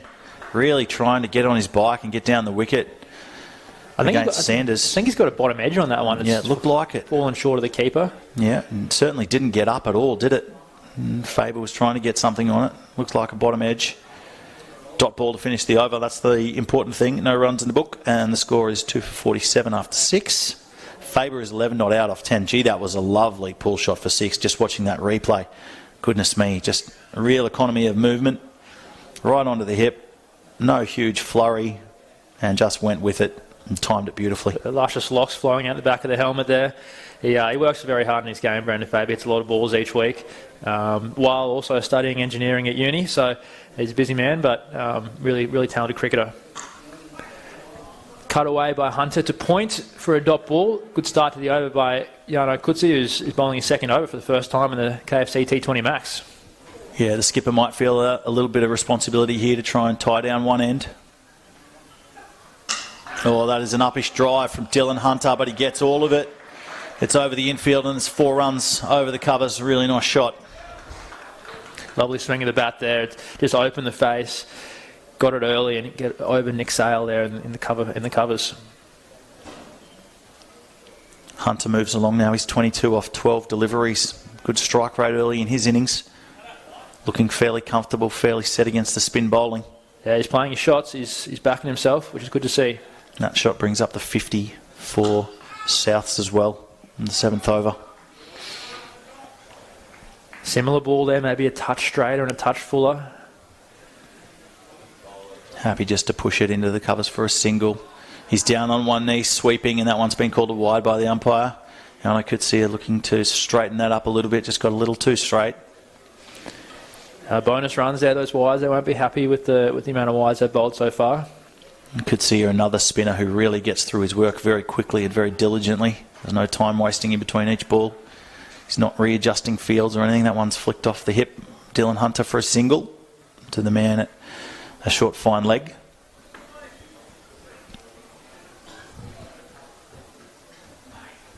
Could see her in now to Brandon Faber. And Faber down, sweeping straight to the man at deep mid-wicket for a single. Yep, good shot. Loves his sweep, Faber, but challenging shot on these wickets with the spinners just sliding it on. You know, there's a risk it's going to go underneath the bat and bowl you, but he's made good contact, got his head over the ball really well with that one. We mentioned that earlier in the innings too, Sam. This is the end of the track that seems to have been a little bit more up and down over the last week in this tournament. So you do need to be careful getting down on one knee, sweeping. Excellent running from Brandon Faber. Back for a second from that drive for Hunter. 2 runs coming from that one. And the end of the second over from Jano Kutsia. He has none for 15 from his 2 overs. And we are 7 overs deep now. 2 for 56 is the score. At the same time in their innings, Uni were 3 for 35. So Souths have accelerated really nicely through that 4 to 7 over mark. Really putting the pedal down. 9 runs coming from that over. And the equation now for Souths is 94 runs required from 78 legal deliveries. Yeah, change of bowling here. Callum Henderson coming on to bowl. Really burst onto the scene with Uni last year with plenty of wickets in red ball cricket when he got his opportunities. Took 2 wickets for 42 against that rampaging north side earlier in the week when we saw Josh Brown blast a magnificent century. And Callum a couple of wickets there. He was the shining light with the ball for this Uni team in that attack. Mate, it's exciting to see some of these local players putting their hands up for potentially higher honours in this tournament. There's been a couple of really nice centuries made so far in the tournament, and those guys will be looking to impress selectors from some of the Big Bash franchises, I'm sure. He's in. Faber's driving, fielded by the bowler, no run. Yeah, this is the environment to do it. If you can do it against this calibre of player, then then you can do it in the Big Bash too. Getting that exposure in this environment is crucial, and being able to perform under pressure is what you want to see. Callum Henderson, I haven't faced him. I never played against him before, but I believe he's got the nickname the Rockhampton Rocket. So looking to see how fast he can crank these balls up to. G'day to everyone if you're watching in Rockhampton this evening. Lovely part of the country. Oh, Faber is back and pulling another ball, a short ball. Oh, another effortless piece of timing for 6 runs. Brendan Faber, he is happy with the ball on his hip. Yeah, well, it was fast into the wicket, but it was also very fast off the bat and into the stands here. Goodness me. If that's not his favourite shot, you'd think it's in the conversation. That's for sure. He loves the pull shot, Brandon Faber. Most lefties do, I think. Seems to be the way. It seems to be the way. He's moved along to 18 off 13 deliveries now. And you'd think after 2 maximums off his hip, the bowlers would be starting to work out that is not the place to bowl to Brandon Faber when he's in this kind of mood. Yeah, that required run rate is really dropping now for South after a big few overs. That's a better piece of bowling. Much more full and in the slot. Faber looking to drive down the ground. Doesn't really get it and just bunts it back to Henderson for a dot. Yeah, he's shown plenty of intent, really loading up, but couldn't get underneath that one. It's been the balls where he hasn't really looked to go too hard at the delivery that have been impressive the most for Brandon Faber so far. He's just really used his timing. He's very still at the crease. Henderson in again. It's full to Faber, and he can just glide it to the man at gully for a dot ball. Yeah, that required run rate now sitting at around about 7.14 and over. So it's definitely not insurmountable. In fact, I think most T20 players in the modern game would look at that and think that's very doable. Yep, for sure. And bowling good pace here, Callum Henderson, but you still need to be bowling good lines and lengths as well. And he's just over-pitched on that one, but gotten away with it. 2 balls left in this Henderson over. Oh, and Brandon Faber going for the ramp has not executed well at all, and he has just chipped the ball to the keeper, and Brandon Faber is gone. 18 off 15. It looked such a promising innings for the young man, and he perishes going with innovation. Yeah, it's a risk. I think it's a strength of his paddling, but he was going well without needing to take those risks at this stage. He's really nice pull shots and hitting nicely down the ground too. Yeah, he just looked to get inside that one a little bit and flick it, but just couldn't get enough on it to get it past the keeper. Henderson will be happy to see the back of Faber after that maximum earlier in the over. It's interesting action from Henderson, an interesting sort of load up with the ball, but it's effective for him, it works. Certainly gets a lot of power and a lot of pace out of it, that's for sure. He's utilised it well. New batsman out in the middle. It looks like he is wearing 19. Is it Sterling McAvoy? Yeah, I've never played Sterling before. I believe he plays down at Mossman in Sydney. Sydney's north. Yeah, beautiful part of the country. Coached by Peter Forrest down there. Another great Queenslander, Foz. He used to play for Norths, I believe. I think he's a Brisbane grammar boy. Played for Norths in his younger years. He'll be comfortable here on Ian Healy Oval if he spent any time at Norths at all. Yeah, wouldn't remember it like this. But, no, absolutely not. Not many do. No. Gee, they've spent some money here at Norths Cricket Club in Brisbane. It is a wonderful facility for all levels of cricket now. The light towers are excellent. Beautiful playing surface and very good wickets. We are here for the KFC T20 Max. Henderson in again. And Sterling McAvoy off the mark with a nicely controlled glide to third man. Gets off the mark. And that's the end of the first over from Henderson. And 8 overs down now, and the score is 3 for 63. Required run rate sitting at about 7.25 and over. Yeah, good contact point there from McAvoy to start with. Known as being a big hitter, known as someone who just likes to go hard early and score quick runs. So it'll be interesting to see how long he gives himself, because they're in a position where they do have time. He has time to get himself in and rotate the strike before he goes, if he wants to. Well, that was a nice little glide. He just kind of played it late under his eyes, controlled it really nicely, and just pushed it down to third man to get off the mark. Nick Sale back on for his second over of the night. Started really well, 1 for 3 off his first, so it'd be tough to beat that one. We'll be looking for more of that same economy here and tie up this middle order. Lovely start, but also really well played to get a single. Deft touch there. Yeah, just dropped it into the gap and took off. It was a good quick call from Dylan Hunter to get through. McAvoy off the strike. Be happy with that. That's exactly what you want to do in this format of the game to get your innings going. Is just rotate that strike as much as you can.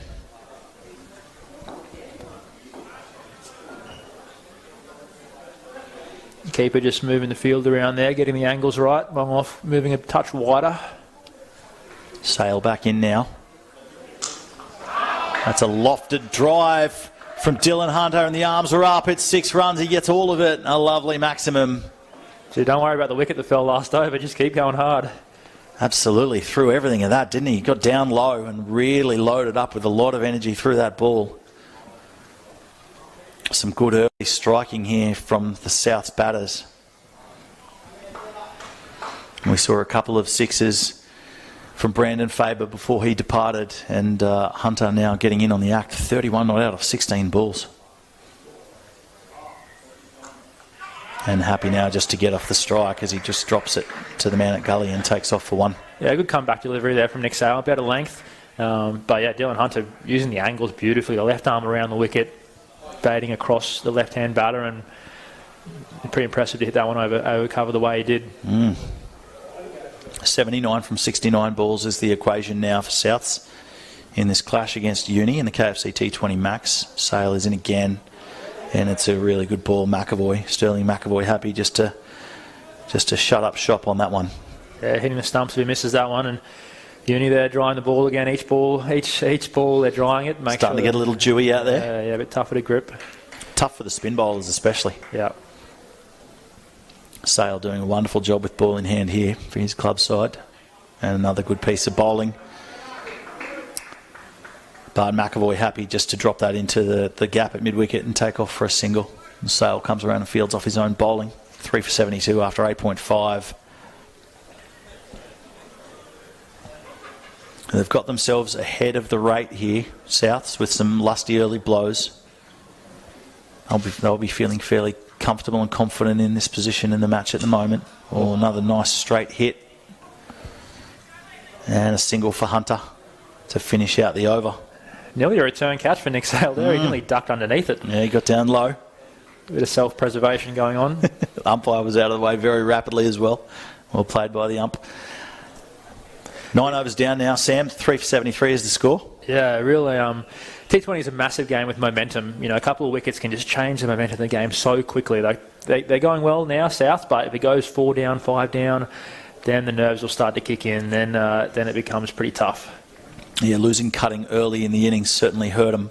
They would have been looking to Ben, especially with the form that he's been in, to give them some early impetus. Wasn't to be. Yeah, the batters down the order haven't had as much time at the crease. They haven't been required as much the last couple of games for South, so this is their opportunity. Henderson continuing his spell from the southern end. He has 1 for 7 from his first over.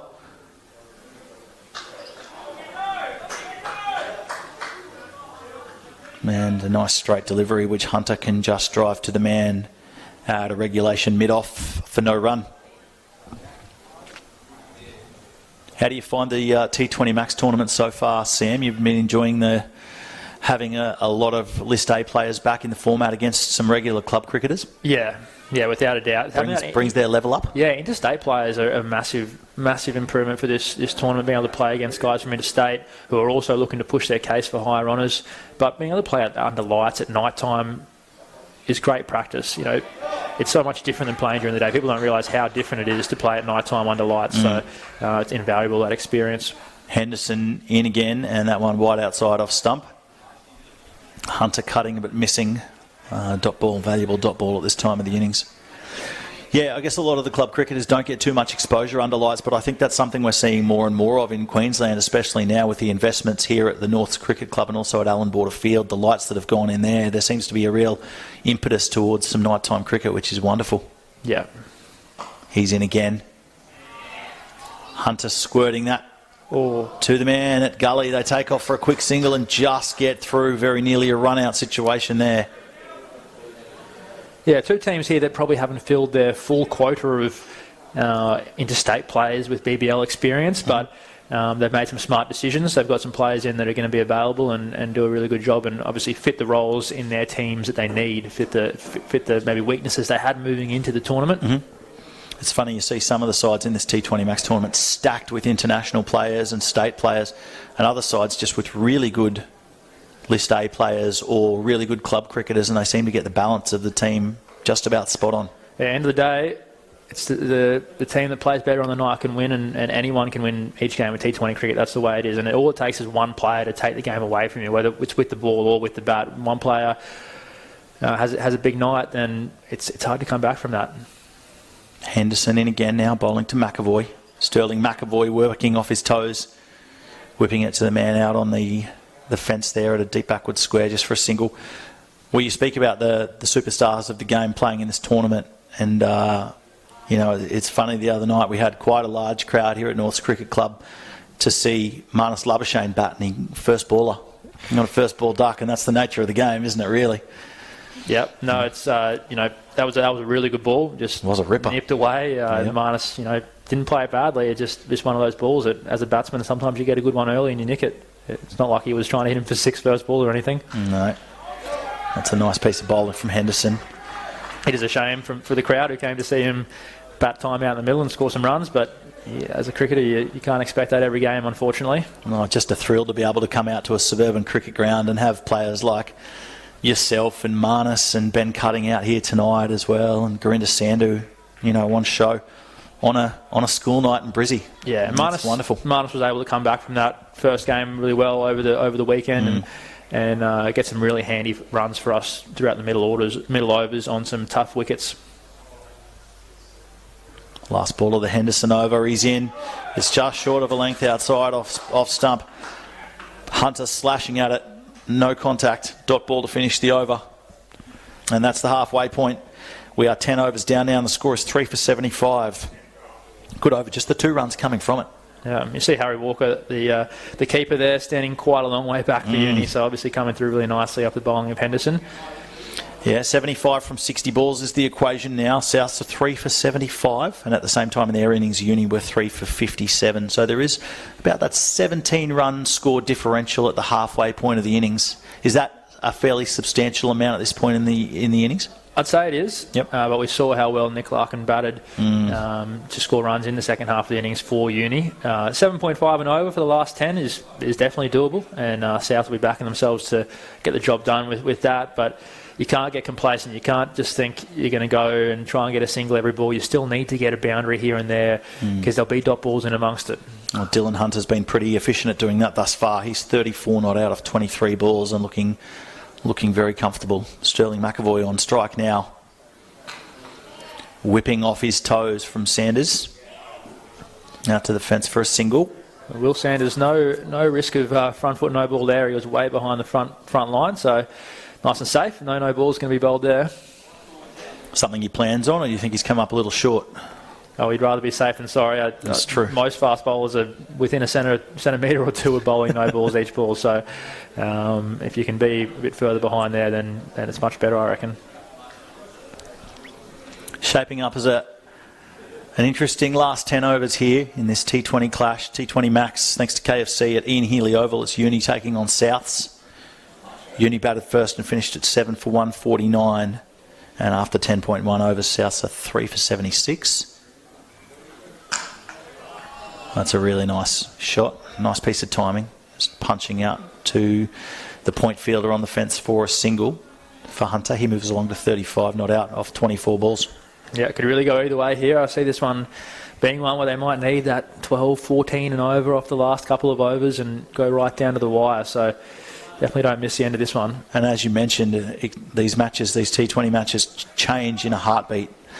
One wicket here or there can really turn a match on its head, and this is very finely poised at the moment.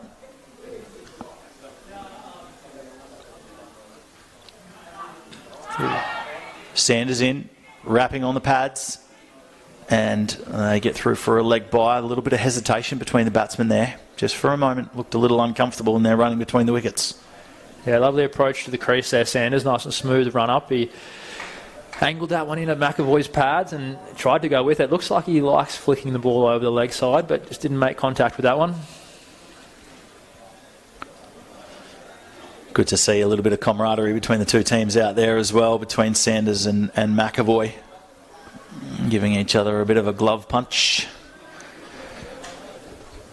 Interesting in this scenario too, playing against guys who you may play with at different levels of the game and coming up against them in these tournaments. It brings a friendly rivalry into it. Yeah, without a doubt. And I mean, I think the international cricketers probably are even more nervous coming back to play at this level because they feel the pressure of needing to be the one who wins the game for their team. Just took the pace off that one a little bit, did Sanders. But when we play against Gold Coast yesterday, and it's funny, the little mini rivalry between Marnus and Matt Kuhneman, their rivalry is quite interesting to watch at training, let alone in a game. So it gets interesting out there. Both of them are very competitive players, just like we all are at this level. So it's nice to play against your mates and try and get one up on them. Kuhneman's a guy that you would know well from the Brisbane Heat squad, and another guy that's really pushing on for higher honours at the moment, and great to have him as part of the KFC T20 Max tournament. Yeah, I played a lot of youth cricket with Cooney, and he's done amazingly well to play international cricket now for Australia over in Sri Lanka over there and do a great job. Sanders in. It was a straightish delivery, driven aerially down the ground by Sterling McAvoy, and just the 2 runs coming from it. Yeah, a bit tentative on that one. Didn't quite time it as well as he'd like, but starting to open up the shoulders a bit, McAvoy. Well, the equation, it seems fairly doable at this point, 69 runs from 55 deliveries. But as you mentioned, you still need some boundaries to make up that gap. There are going to be dot balls. There will likely be wickets in this last 9 and a bit overs. So they will still want to continue to find the boundary and push for those big scoring shots. Sanders in for the last ball of his over. It's a really nice delivery. He's kept that very tight at the end of the over. Just a single coming from it, a drop and run there from Dylan Hunter. Yeah, and UQ have sort of held back their spinners a little bit. You saw South use their spinners early, and we saw how tough it was against the spin. So Uni going with a slightly different approach, but no, it's going to be tough later on facing the spinners. 11 overs down, 3 for 82 is the score. Hunter is going about his work very nicely, 36 not out of 25 deliveries. McAvoy is 8 from 9. A wicket each for Sale, Willens and Henderson so far. Henderson probably the pick of them, 2 overs, 1 for 9. A good economy rate in this format, 4.5 and over. Yeah, for sure. And as we mentioned that, Angus Lovell comes on to bowl, a spinner. Looks like he's coming around the wicket to the right-hander, try and cramp him up, bowl it at his pads. Had a really tough start to his bowling spell tonight, Lovell. Yeah, none for 16 off his first over. He needs to come back strongly and probably keep this to under 7 would probably be where he's looking to keep it under for this over. A little bit of protection on the leg side. 3 men out, 2 on the off.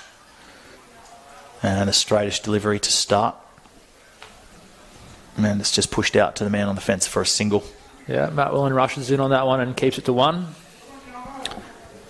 I think the batsmen at the moment, they look fairly content to just to work the ball around into the gaps and take the singles that are on offer and get closer without risking their wickets at this stage is how it looks. Happy to just rotate that strike. Yeah, we're getting close to that point again where they might be thinking about taking the surge. 2 batters who are now set, you'd probably say. It's interesting how different teams go about that, whether they take the surge early or leave it as late as possible.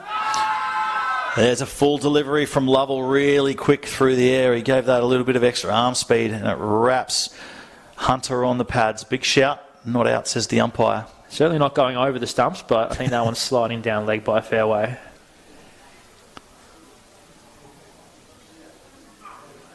Oh, nice piece of bowling from Lovell. Maybe a half chance at a stumping, but not quite. Just wore it on the pads. Yeah. No run. Getting through his work here, Lovell.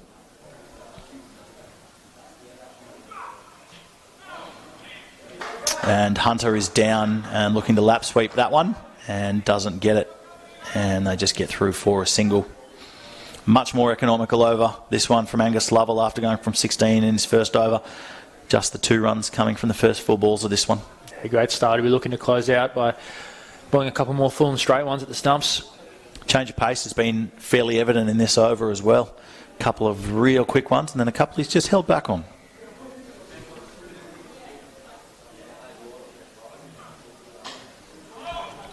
Another nice one, full and straight. Sterling McAvoy punches that to the man on the ring in the covers, and no run. Well, he certainly repaid the faith that the captain showed him so far. He'll be happy that he made the choice to bowl him a second over. Last ball of the over here from Lovell. Into Sterling McAvoy, and that's a wonderful end to the over. 2 dot balls to finish that set for Angus Lovell, and just the 2 runs from the over. Very well bowled. 12 overs down now, 3 for 84. Yeah, that's a game changer for Uni there. That's exactly what they needed at this stage. Yeah, it just gives them a little bit more control in this middle overs. And Will Sanders back on again. Sanders has been bowling well, been bowling pretty fast. Getting the batsman jumping around a little. None for 17 from his first 2 overs. He'll look to bring that economy rate in a little bit. And the equation at the moment sits at 66 required from 48 deliveries, so it's still there and thereabouts, very much in the balance. Yeah, Hunter moving along nicely. He's 37 not out of 28 balls, and McAvoy is now 9 off 12. Yeah, just going to leave one more over for Sanders to bowl at the death. Oh, big slowy. Really dragged that one down, and it's just punched out into the covers for a single. Sweeper on the fence for Uni is Nick Larkin. Easy one for Nick. It was a very composed innings from Nick Larkin earlier. A really nicely made 60 odd for him. Held the innings together. When Uni looked to be faltering pretty badly, they lost 3 quick wickets when Larkin came to the crease, and he held them together nicely to drive them onto a total of 7 for 149. Sanders in again off the long run from the northern end. And it's full. And Sterling McAvoy is heaving away down to the man at deep mid-wicket. It was a very near run out, and they get back for 2 safely. Bit risky trying to slide his bat there, Hunter. He was running off the wicket block itself on more softer grass, where you're more likely to dig the bat in, but jam it up. Was able to slide it nicely to get over the crease there. Good hustle to get back for 2. Just looking to get a little bit more intent in their running between the wickets. I thought they missed a single in the previous over as well. They're looking to get that back on track here. Required run rate about 8.2 and over. That's a really nice drive. Lovely balance from Sterling McAvoy, punching out to the covers, and an excellent piece of fielding out there to restrict it to just a couple. Really, really nice work from Bryce Street, doing some fantastic boundary riding. Yeah, Sanders gives the ball to Nick Sale at point just to dry it again with his towel.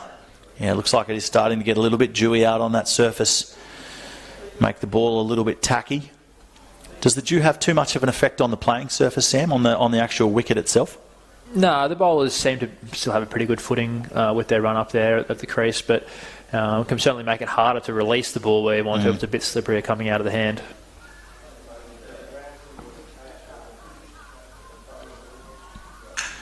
Oh, another solo ball from Sanders, driven hard back at the bowler, and he wears that on the back of the leg, and that looks like it hurts quite a bit. Yeah, he was actually trying to get out of the way, but they didn't try and stop it, but he has saved a run or two, so... Yeah, it looked like it got him on the Achilles. It might be worth the pain if it's not too bad.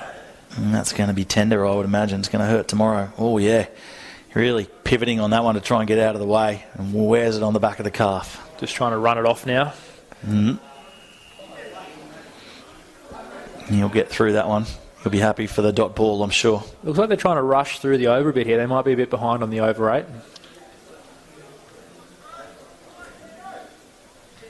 Shouldn't be any issues with this many spinners in their lineup. Wouldn't think so. He's jumping around there, Sanders, trying to get some blood flowing into the muscles where he's just been sconned.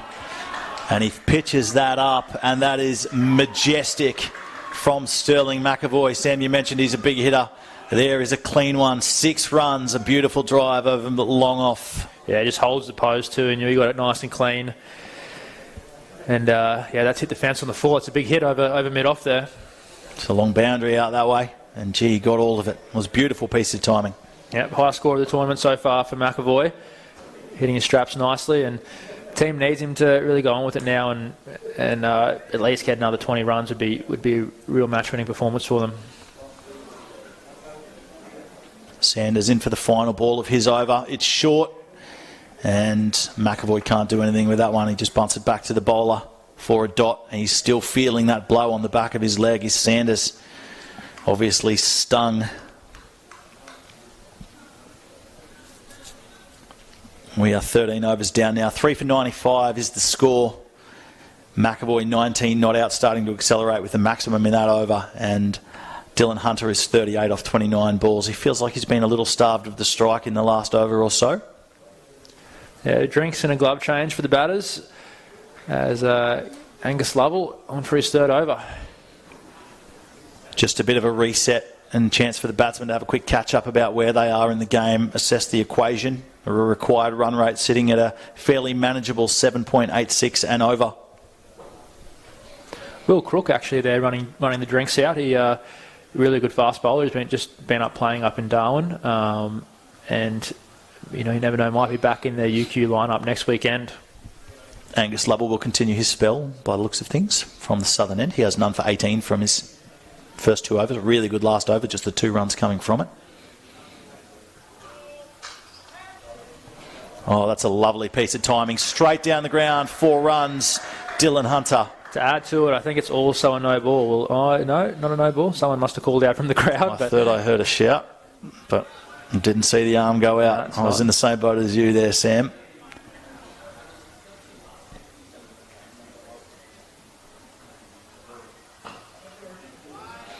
Slightly fuller this time from Lovell, and squeezed square of the wicket out to a man at deep point for the single. He's moving along nicely here, Hunter. 43 not out off 31 balls. It's a very similar innings to the one that Nick Larkin played in the rebuild for Uni. Just the kind of glue that holds that middle order together. The equation now 50 from 40 balls, and that's the 100 up for Souths in the 14th over.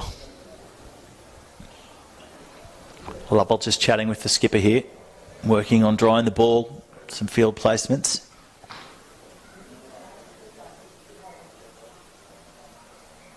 Giving that one a little bit more air, and it's just bunted into that gap at mid-wicket, and a bit of a tumble at the non-strikers end there for Sterling McAvoy, who's looking to turn quickly, but little slip.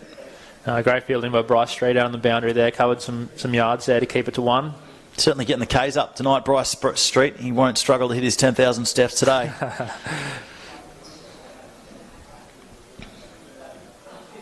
Oh, and that one's quicker through the air again from Lovell, really mixing his pace up quite a lot in his spell so far.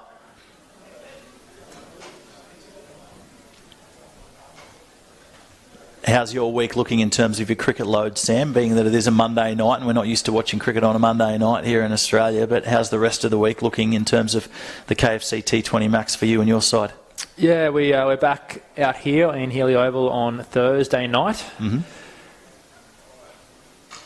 He's in again, Lovell. Full and straight and worked out to the man at mid-wicket.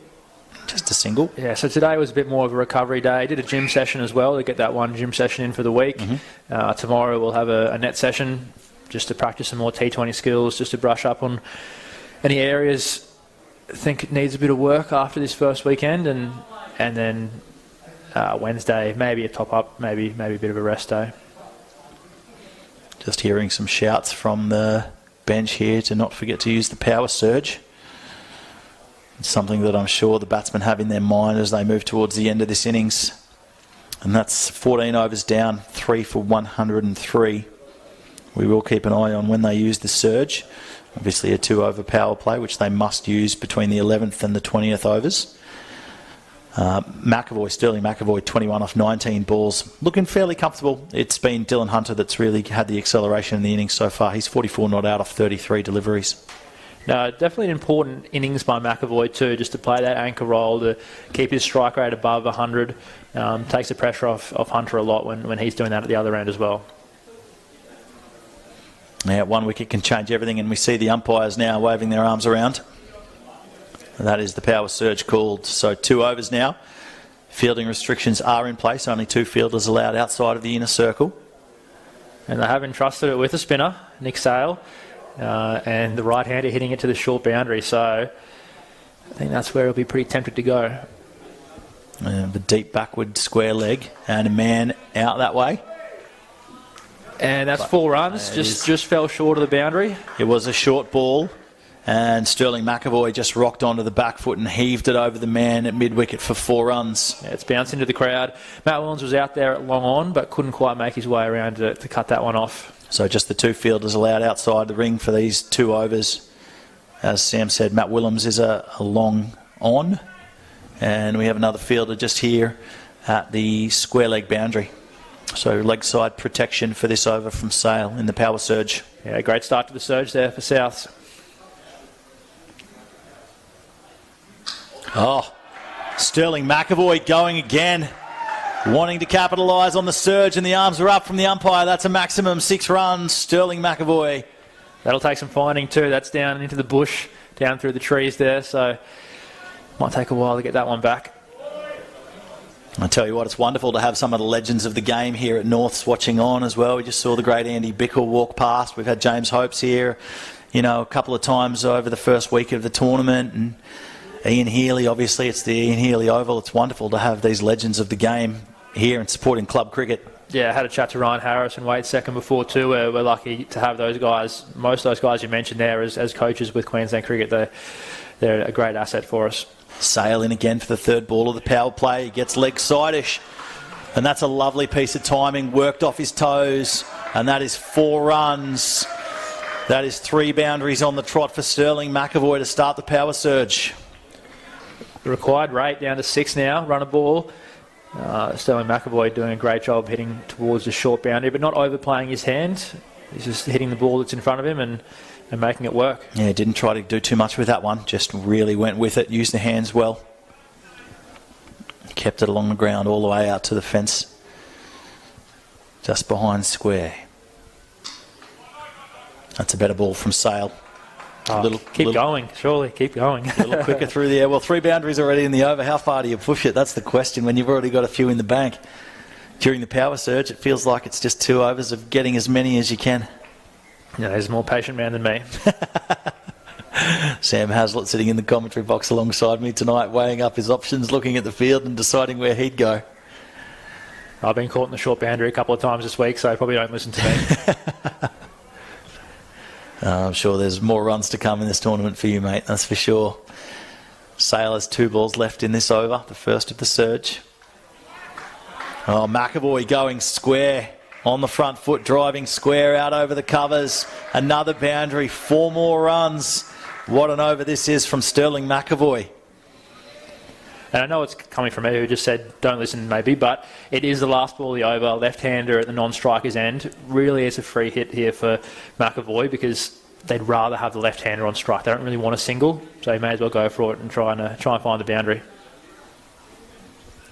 I hope they're not famous last words. Sale in for the last of his over. It's short. McAvoy goes again. I don't know if he got all of it. He got a bit of it. And it's just out to that long off boundary for 2. That is an excellent over. The first of the power surge for the batting side. Souths of Brisbane. 3 for 123. 20 runs coming from that over. Yeah, use of the spinner and the power play backfired there for Uni. It certainly gives them a good amount of momentum, and now they are looking fairly comfortable with 27 required from 30 deliveries for the win here. And Sterling McAvoy has really come to the party in the last 5 to 10 minutes. Goodness me. 41 not out now of 25 deliveries. Dylan Hunter 44 off 33. A spectator during that over, and he would have enjoyed watching every bit of it. Yeah, you see him use his feet so well. Sale, one of his strengths is just being able to hit that back of a length each ball. So you need to use your feet. You need to get right forward or right back to put him off. And he used his feet to get down the wicket really well that over. It's going to be the big, tall, quick Matt Willens to bowl the second over of the power surge here for Uni. They will want to tighten right up and potentially even grab a wicket here to halt this momentum that Souths have. Yeah, they can't afford to defend really now, UQ. They need to go aggressive. They need to find a wicket or two. And the field for Willens, he has a couple of fielders out on the offside for the left-handed Hunter. You have a man at cover and a man at a squarish third man. No protection out on the leg side. Willens starts his over.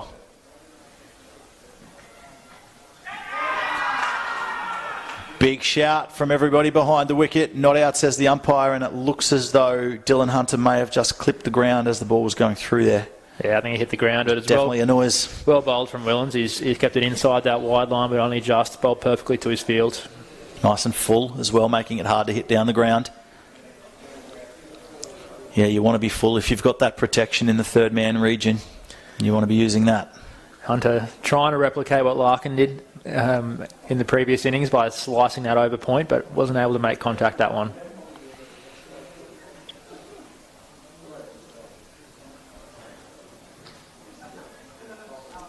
Oh, that one a little too wide from Matt Willens, just outside the train tracks, and called wide by the umpire. Yep, safe call there. Definitely dragged that too wide. A guy like Dylan Hunter, a young bloke playing in a tournament like this, looking to make a real big impression on some of the powers that be around state cricket and Big Bash franchises with a performance like this. Yeah, definitely. And it's obviously such a strong lineup, as we mentioned, down in Sydney and New South Wales. So it's good for them to be able to come up here and for Dylan to show his skills off and maybe get a contract in another state or for a different Big Bash franchise as well. Nice piece of bowling from Matt Willens there, nice and full. Hunter looking to drive into the covers but couldn't beat the man there in the covers. No run. Yeah, great over so far from Willens. Yeah, just the wide coming from it thus far. Looking to change his pace up a little bit here. Oh, that's a full one. It looks like Hunter's got it all. He has got it all. That's a maximum 6 runs, and that is a wonderful way to bring up a very good 50 for Dylan Hunter. He moves to 50 not out off 36 deliveries. Goodness me, you got all of that. Yeah, extremely well struck and a great innings. Again, it's always tough coming off a couple of low scores. Hard to find that confidence and self-belief, but he's stuck with it and he's done just that. He's played a really good innings for his team and now it's just 20 from 27 balls, so he'd want to be there at the end as well.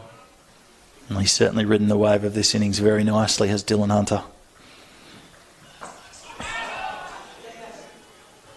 And he's chipped that one out to the man at third man who was charging in to potentially grab a catch. It's gone through him, and that's 4 runs. Matt Willens won't be best pleased with that. But as a fielder, I guess you've got to be aggressive and try and make those into chances. Yeah, Larkin attacking the ball, but that's what you want from your fielders. You want them to attack the ball. You want them to try and create opportunities for the bowlers, and they need wickets. So did all he could, wasn't able to get there. 4 runs. The equation now sitting at 16 from 26 balls for the win here for Souths in their clash over Uni. It'll put Souths in a 2-2 scenario on the table. They beat Redcliffe by 9 wickets yesterday. And they've lost a couple. So, no, they'll be going pretty well. Actually, they've had 2 wins so far, so this will put them in a 3-1 scenario, I should say. They beat Valleys by 4 wickets as well. Yeah, it's a good spot to be moving into the second week. 3 from 4 is a pretty good effort. Absolutely. That was short from Willens. Hunter goes back, pulls it over mid-wicket, 4 runs.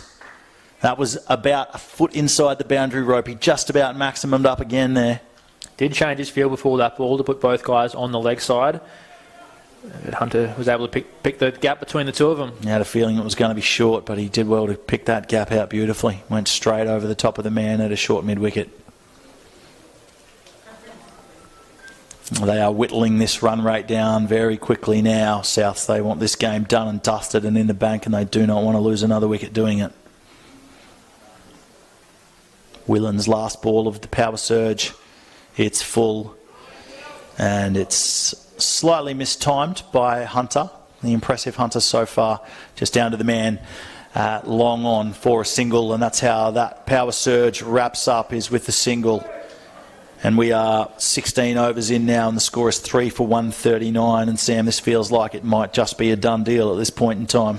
Yeah, you never know in T20 cricket. No, but you don't want to speak too soon. But it certainly looks like that at this stage. Hunter looked a bit disappointed with mishitting that one. Wanted another boundary off the surge, but he can hold his head high. He's done a great job so far, and but now important role to do to finish off the innings. Really, really strong surge from Souths.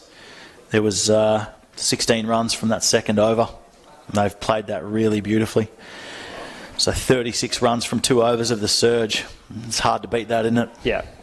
No, you're probably looking at between 12 and 16 a team might be aiming per over, but that's well and truly the upper end of that. So they can't ask for much more. But the captain's brought himself on, Yano Kutsi.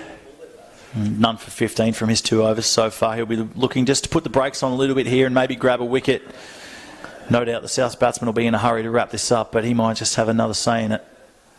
Oh, that one's down the leg side from Yana Kutsia.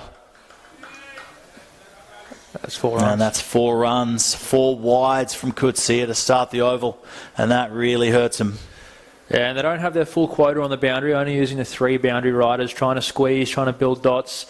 But 4 down the leg side there is a big miss for the bowler. Yeah, it's not the result they were hoping for to start this over. You could see her in again, and that is whacked by Hunter, almost nonchalantly driving in the air down the ground for 4 runs, and it sounded beautiful off the bat. Yeah, they don't want to waste any time there. Only 2 more runs needed now. Can do it, this ball. He has been very, very good tonight, Hunter. Goodness me, he's looked very composed. He accelerated early, rode the wave of the innings through the middle, and he's just blasting his way here at the end. Down the ground again for a single to the man at long on. Scores a level, and yeah, South have shown tonight that they don't need Ben Cutting to score runs to win the game. Their middle order batters are well and truly capable. Absolutely. They've done a great job. Sterling McAvoy came out in a pressure situation too, and he's controlled the tempo really nicely. He's 41 not out off 25 and has been a very, very good foil for Dylan Hunter. There it is, 6 runs, There it is. A maximum to win it for Souths. They do the job against Uni on a Monday night in Brisbane at Ian Healy Oval in the KFC T20 Max. And Souths go to 3-1 in the tournament. A really impressive first week for them. What a performance by McAvoy and Hunter. They came in at, well, McAvoy came in at 3 for not many, but they didn't stop them. They kept going hard. They kept backing their skills. They took the game on, and it's paid off for them. They've got the job done. 3 down. Sterling McAvoy was very medium to slow tempo at the start of his innings, and he just built into it, and he ended up finishing with a real flurry. 47 not out of 26 balls. He batted beautifully. Dylan Hunter, an excellent innings for South. 64 not out off 41 balls, and those two together were exceptional. They really controlled the tempo of the innings and were relatively chanceless most of the way through both of their innings. Yeah, a lot of really good cricket shots to get them to that stage. Uni probably will be looking back and thinking they missed out on a few runs through the middle overs, probably a few too many dot balls through there. Maybe could have run a few more 2s instead of keeping it to 1, but end of the day, just too good from South. When there's 3.5 overs left, that's a real dominant performance, and still good batters in the sheds. Yeah, absolutely. We are back again in the KFC T20 Max tomorrow evening here at Ian Healy Oval at Norths in Brisbane. Sandgate Redcliffe taking on the Sunshine Coast. Another cracking game. Should be a ripper. The players making their way off now, and a good win for Souths. Brisbane over University of Queensland. They needed 149 to win it, and they have done it in 16.3 overs, going at a run rate of 9.4 and over, and a really good win for Souths over Uni.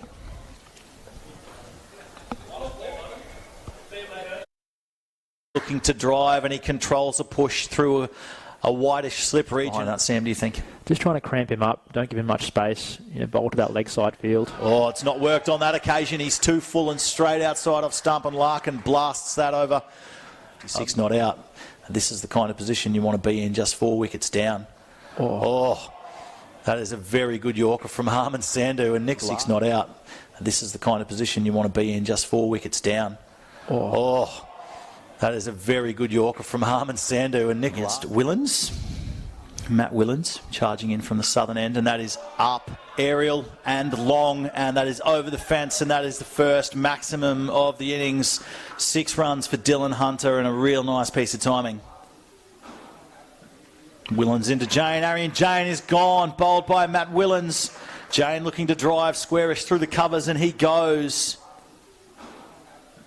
Willens into Jane. Arian Jane is gone, bowled by Matt Willens. Jane looking to drive squarish through the covers, and he goes. Oh, that is short of a length from Sanders right onto the hip of Brandon Faber, and he just... Oh, that is short of a length from Sanders right onto the hip of Brandon Faber, and he just... You're watching in Rockhampton this evening, lovely part of the country. Oh, Faber is back and pulling another ball, a short ball. Oh, another effortless piece of timing. Watching in Rockhampton this evening, lovely part of the country. Oh, Faber is back and pulling another ball, a short ball. Oh, another effortless piece of timing. Moving a touch wider. Sail back in now. That's a lofted drive from Dylan Hunter, and the arms are up. It's 6 runs. He gets all of it. A lovely maximum. Jumping around there, Sanders, trying to get some blood flowing into the muscles where he's just been sconned. And he pitches that up, and that is majestic. Jumping around there, Sanders, trying to get some blood flowing into the muscles where he's just been sconned. And he pitches that up, and that is majestic. The 2 runs coming from it. Oh, that's a lovely piece of timing. Straight down the ground, 4 runs. Dylan Hunter. To add to it. Oh, Sterling McAvoy going again. Wanting to capitalise on the surge, and the arms are up from the umpire. That's a maximum 6 runs for Dylan Hunter. There it is, 6 there runs, it is. A maximum to win it for Souths. They do the job again.